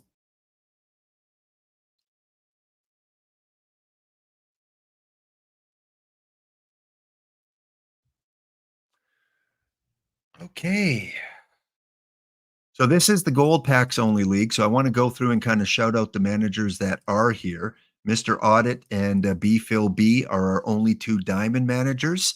So other than those 2, these are, right now, league-wise, the top Packs Only teams in the league right now. In the North, the NC. Look at this. Oh, I think this is the first time I've seen that. Look at this. We have all teams in the NC East gold only. I'm happy. I am happy, guys. We've got Fussmucker. We've got Colfax, WX Scott. We've got Curl. We've got Smiley. And we've got Sean. All packs only in that one division. In the Central, we've got Brydav and EVC. And in the West, we've got Makadkar. The Tri-Tips was Josh John Sam and Hello, friend. Not off to a good start, are we? Over on the AC side, we've got the Cornwall Royals and Dalrin 2. We've got A-Dub. We've got Dry Creek, Johnny, and we got 68 Pirates. So 4 PAX only teams in the West. In the Central, we've just got 2. We've got Ollie and Jenks. And in my division, I'm all alone with Artist Ranger. 2 Canadian dudes sitting here. We've got the Canadian flags and one other Canadian flag with Cornwall. Yeah, we're in with a Hoddle team. Purple Haze and the Hillside Robins. The good news is that only Hillside has a gold championship. The rest have like a rookie and iron. Toronto Tens has a bronze, an iron, and a stone championship, and my team just has a bronze. So unfortunately, I will not get to play, I don't think, the Fargo Friends in this one. Let's see if we can see their logo. But I will get to play Jenks and A-Dub. There's A-Dub. I get to play tomorrow. Central Kentucky. Oh, I do get to play. So I do get to play 3 games against Jane on Wednesday. In gold. Someone said that DishNet is in this league too, right? There it is. DishNet 34. We get to compete against him as well. And maybe on his stream on the Saturday Showdown as he's opening Call Your Shot. He's actually up against EVC there. Oh, it's cool to have these random people that we know in our league. Okay, there we go. There we go. There we go. Holy smokes, after the Mets got destroyed yesterday, they're returning the favor. Man, what lopsided games. Hoddle is kind of like a PAX only, but they play the game hard, and they have their own Discord where they share information, share strategies, try to help each other out. It's kind of like it's like a little club where they're all part of the same grouping. I don't know if they are part of a friends list, but it's just like when you see them all with the pumpkins, that's what they're doing now. All their members are giving themselves the pumpkin. I don't know if this team is though.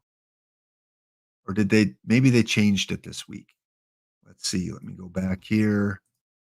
Yeah, they don't have, at least this team doesn't have the pumpkin. Is it only one Hoddle team? It looks like it. Yeah. Yeah, TTC is the theme teams by EVC. We've got the PAX only. Hoddle has a little club, and there's a few other ones as well. There's TBD, I think, is another one. There's a few that have existed right from the beginning of the game. Okay, let's go open some packs here. Actually, we got an ad break kicking in, so we'll go hardcore on the packs after the ad break. Back in 2 minutes.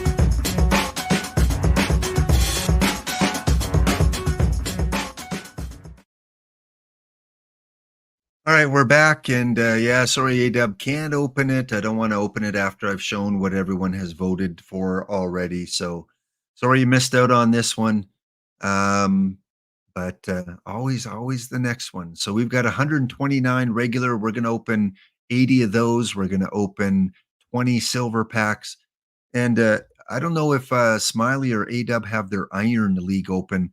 Are we in the same conference in Iron? I haven't checked that one out with our little mini competition going on there. Okay, let's open. The tiebreaker is a 61, Eddie Smith. First card on the left-hand side. And again, we're going to rip fairly quickly here because Dr. D is going to be coming on soon. Not going to stop to sell cards. Looking for our first Blue Jay, looking for our first Expo. And again, one of the great features now is you can go up to the market. You can see, first of all, if there's any limited edition cards still out there, and there are not. I'm surprised they haven't released one recently. And you can also go back and look at your last unopened packs. So I can go and I can see if I missed a Blue Jay or Expo in those first 3 packs. Okay, I did not. Okay, good.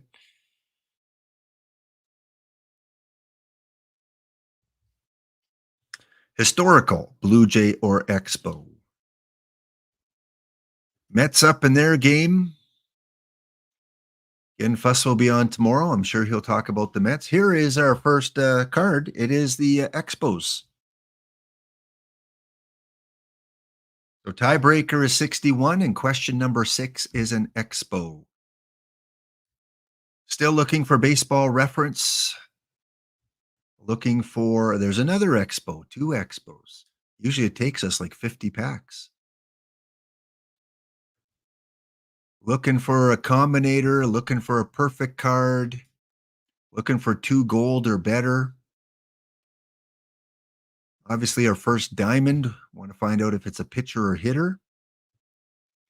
A lot of garbage so far. But sometimes you got to dig through the garbage before you can find that treasure. I don't know. Up here in Canada, we have dumpster divers. I don't know if you guys have dumpster divers. I don't know if that's a Canadian thing or a world thing, but dumpster divers, you know, there are some people that are full-time dumpster divers that make a pretty good living. And not only just dumpsters, but they go to their local dump in rural areas. And they find some treasures and they fix them up. No baseball reference yet. We do have our first diamond. Okay. Most of you picked hitter. It is a hitter, Mike Yastrzemski. So that is question number 5. Question 5 and 6 are answered. Question 1 was the baseball reference cards, perfect card for question 2, 2 or more gold for question 3, and a combinator for question 4. They just don't find poutine. Yeah, it's a little messier up in Canada because you know what? We use a lot of ketchup, gravy, and mayonnaise. And so as you're diving through the dumpsters, you get a lot of condiments all over you. Condiments all over you. Not that I've tried it, but it's what I hear. A lot of them like to go out to the strip malls and go through the dumpsters there because some businesses just kind of throw out old stock, things like that. Oh, we got a combinator. So we're going in reverse order here for questions. That is question number 4.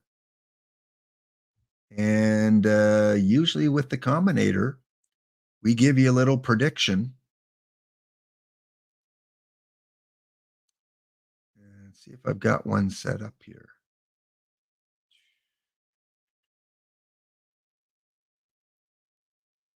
There we go.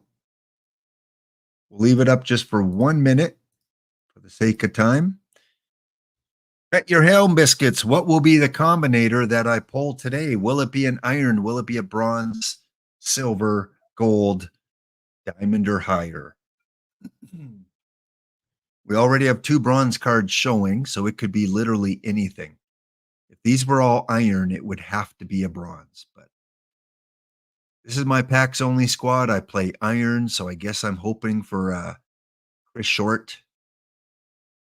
Heck, I'll even take some of those early big combo pitchers.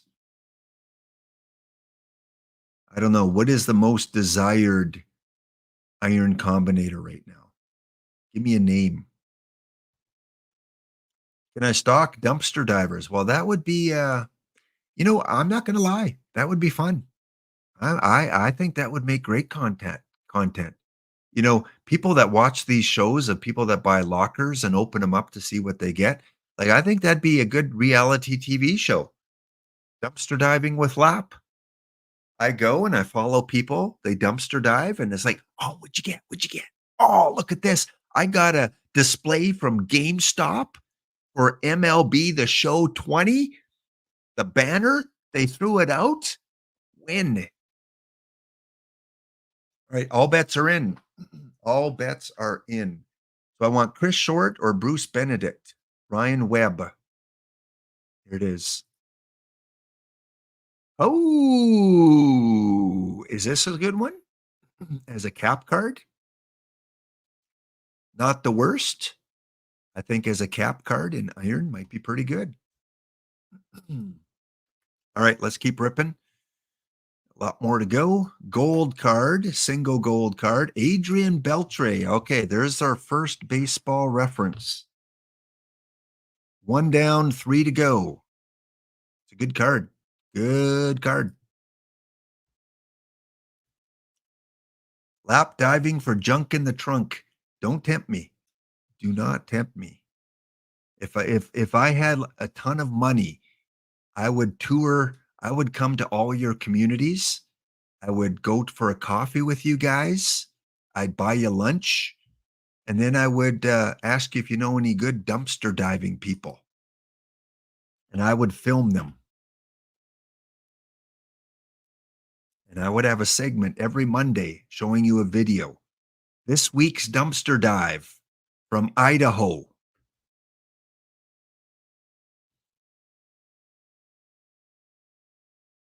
Diamond card again. All right. Our third diamond card, Corbin Burns.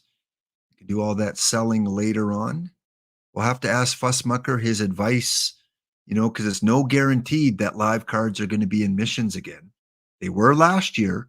No guarantee they'll do it again this year. There's baseball reference number 2. So we're halfway there. Again, I'm opening until I have 49 standard packs. Baseball reference number 3. Oh, yeah, I think we're going to easily get to the 4 mark. Although some weeks we do not get those specialty cards. Question number 1, you have to get right as well. If you don't get question 1 right, you are automatically out of the competition. Gold card, Carlos Estevez. And yeah, I'd come to your communities. You guys would be my sidekick as we looked for the popular dumpsters and local dumps. And we would do a show every week with the community I go to. I am in Idaho. I'm here with A-Dub, and after our coffee and dinner and changing diapers, we're going to both change diapers. There it is, number 4. Okay, so question number 1 is a yes. We got a combinator. All we're doing now, we're looking for a perfect card and a pack with 2 or more gold. If that happens, we have all the answers. We wouldn't even need to open any more packs. We could stop early. There would be no need to open packs.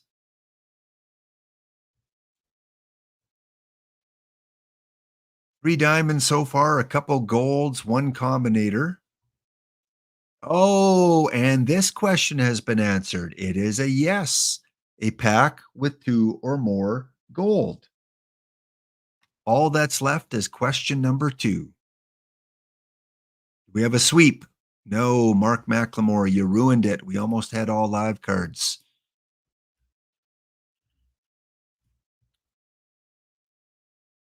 All right, I got to go check out how many left to go. 81, 32 more regular packs.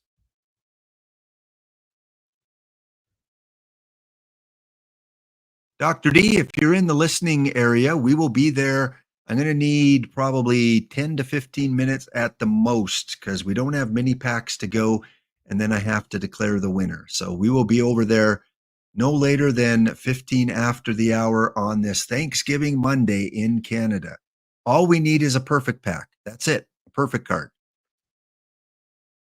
Future legend Jordan Lawler. And this account I can sell singles, by the way. This is not my second pack only. So I am going to do that. No accusing me of cheating. Cheat, rigged, dumpster diving. I like that though. Dumpster diving with lap and guest.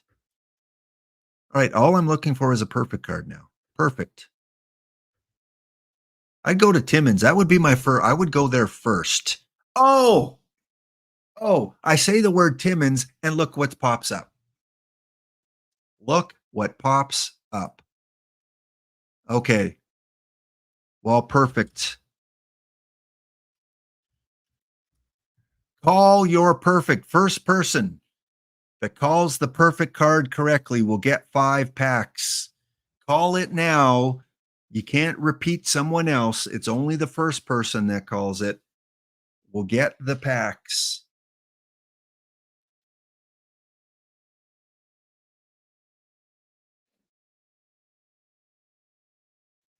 There we go. Who's it going to be behind this door number 3? I'll give you 1 more minute. And then that's it. And then I'm going to go over to Dr. D in 5 minutes. We're going to go and declare our winner. The only reason I'd have to come back and open packs is if we need that last tiebreaker for the very last card, but I don't think we're going to need that. I think we can man, this was a fast. It was lightning. Every question answered in about 70 packs. All right, I'm going to go close it off. Your last chance. Call your card. In 5, 4, 3, 2, 1. Done. All right, it ends there. Behind the perfect pack card is Baseball Reference. I can see red and blue behind this. Red, white, and blue. I can see the red and white. It's a Baseball Reference. It might be Todd Helton. Oh. One of the really good ones early on. Did anyone call Willie Stargell? Appling, DeGrom, Bailey, Baker, Soto, Fried, Trout, Judge, Verlander, Speaker, Beckwith, Olerud, McCovey, Acuna, Blyleven, Scott, and Freeman. Nope. So again, not one of the most valuable ones, but great player, great player, great card art, Willie Stargell. Okay, I think that's it. We don't need to go on unless I have to come back for that last tiebreaker. All the questions have been answered. Let me exit out here.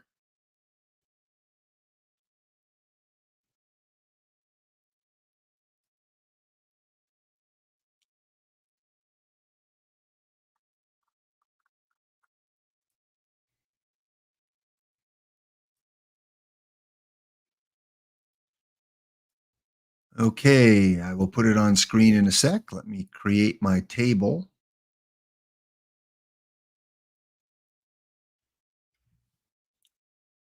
So someone that was really optimistic today is going to win because I did get a perfect. I did get a combinator. I did get a pack with 2 or more gold. And the Expo was the card.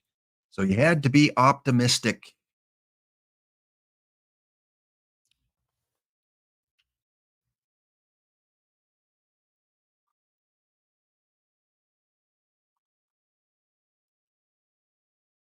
Why can I not create a filter?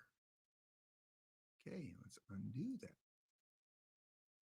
Let's undo the select. There we go. Data, create a filter. There we go. All right, first question was, will I get 4 more baseball reference? I did fairly quickly. Oops, that's the wrong one. So yes. Next question. Will I get a perfect card? I did.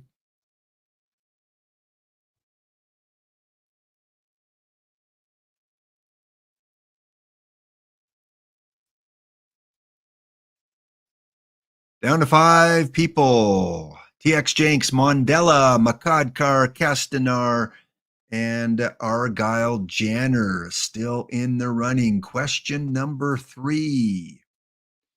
2 or more golds in the same pack. Yes, everyone said yes. Everyone's still in it. Question number 4. Combinator. Yes. That eliminates one person.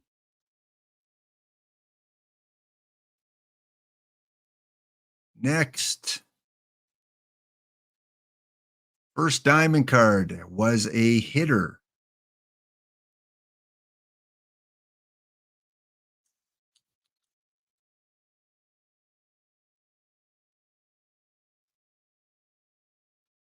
What do we have left? We have 2, TX Jenks and Castanar. Last 2 remaining. And our very last question was it a Blue Jay or an Expo? Both pick Jays. We keep on going. We go to the tiebreaker. What is the rating, over or under, for the first card pulled? The first card was a 61. No one picked 61. So whoever's closest, if it's still a tie, I go back to opening packs.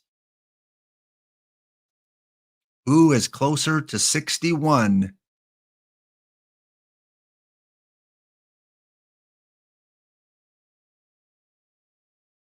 I think 62 is closer. Congratulations. We have a winner. Yes, we have a winner, and that is Castanar. So 10 packs coming your way there, Castanar. I think that was your second win today, right? Didn't you win the early bird too? Yeah, you did. So 15 packs going to Castanar today, and 5 packs going out to the Lagos Louis Lagos for winning the bounty. Ezra wins the 16,000 for the bounty tournament in game, and the rest of you guys, nothing but dumpster. You got to go to your local dumpster if you want something today. All right, we are done. Day 19 is done. Back tomorrow with OOTP and NHL with guest Fussmucker. Yes, Fuss is going to be on for the first 90 minutes with OOTP, and then he's going to stick around, and we're going to have a face-to-face head-off showdown with NHL 25, all getting going at about 1 p.m. Eastern. Thank you guys so much for supporting the channel. Thanks for the follow, Mr. Ree. Thanks for the Helm Biscuit Redemption. Spurtle, 8 minutes ago, re-upping the sub. Go Roy Washington. I'm cheering on your hockey team. Go Roy. Be kind to yourself. Be kind to others. Tough times out there. We joke around about dumpster diving and going to the dump, but in quite all honesty, there are a lot of people that are really struggling, and they need to do that to survive. They will take anything they can to make it. So help out whenever you can, even if it's a smile, a handshake, opening a door, carrying someone's groceries.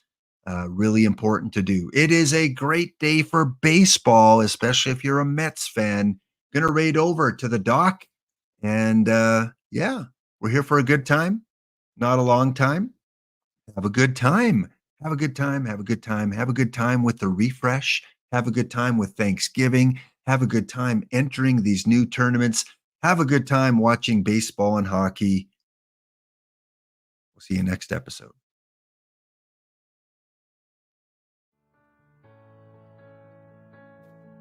A very good friend of mine told me something the other day.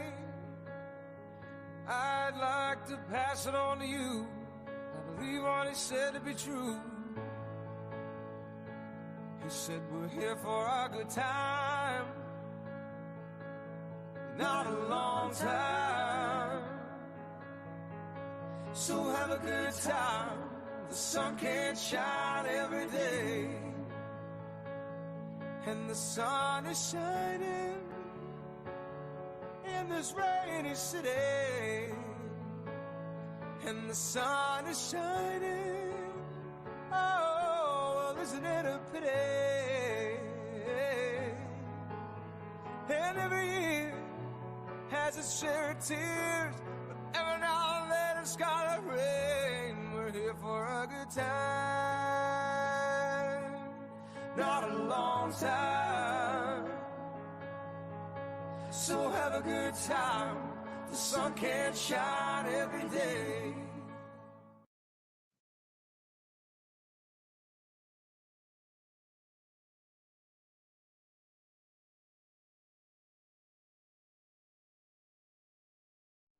How was your day, sweetheart? It was fine, but my neck is a bit sore. Mine too. Do you think it's our mattress?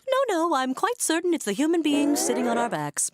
RCMP, Royal Canadian Mounted Police. RCMP, Royal Canadian Mounted Police. We wake up in the morning and we comb our hair, put on our Mountie underwear, protect the country at any stake, playing with horses on every lunch break. Hey, Buttercup! Come play, Buttercup!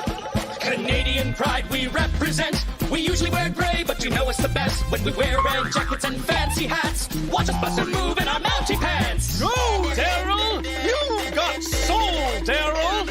Go, Daryl! Oh, go Daryl! Go, Daryl, go! RCMP, heroes on horseback from sea to sea. RCMP, Royal Canadian Mounted Police. In all of North America, they're the largest force that cares for ya. RCMP, we're the Mounties! Like the police, but for the whole nation. Protect the PM in every situation. We're the fighters of federal crimes, like people producing fake dollars and dimes. Hey, Bill! That looks like a fake bill! In certain regions where the local cops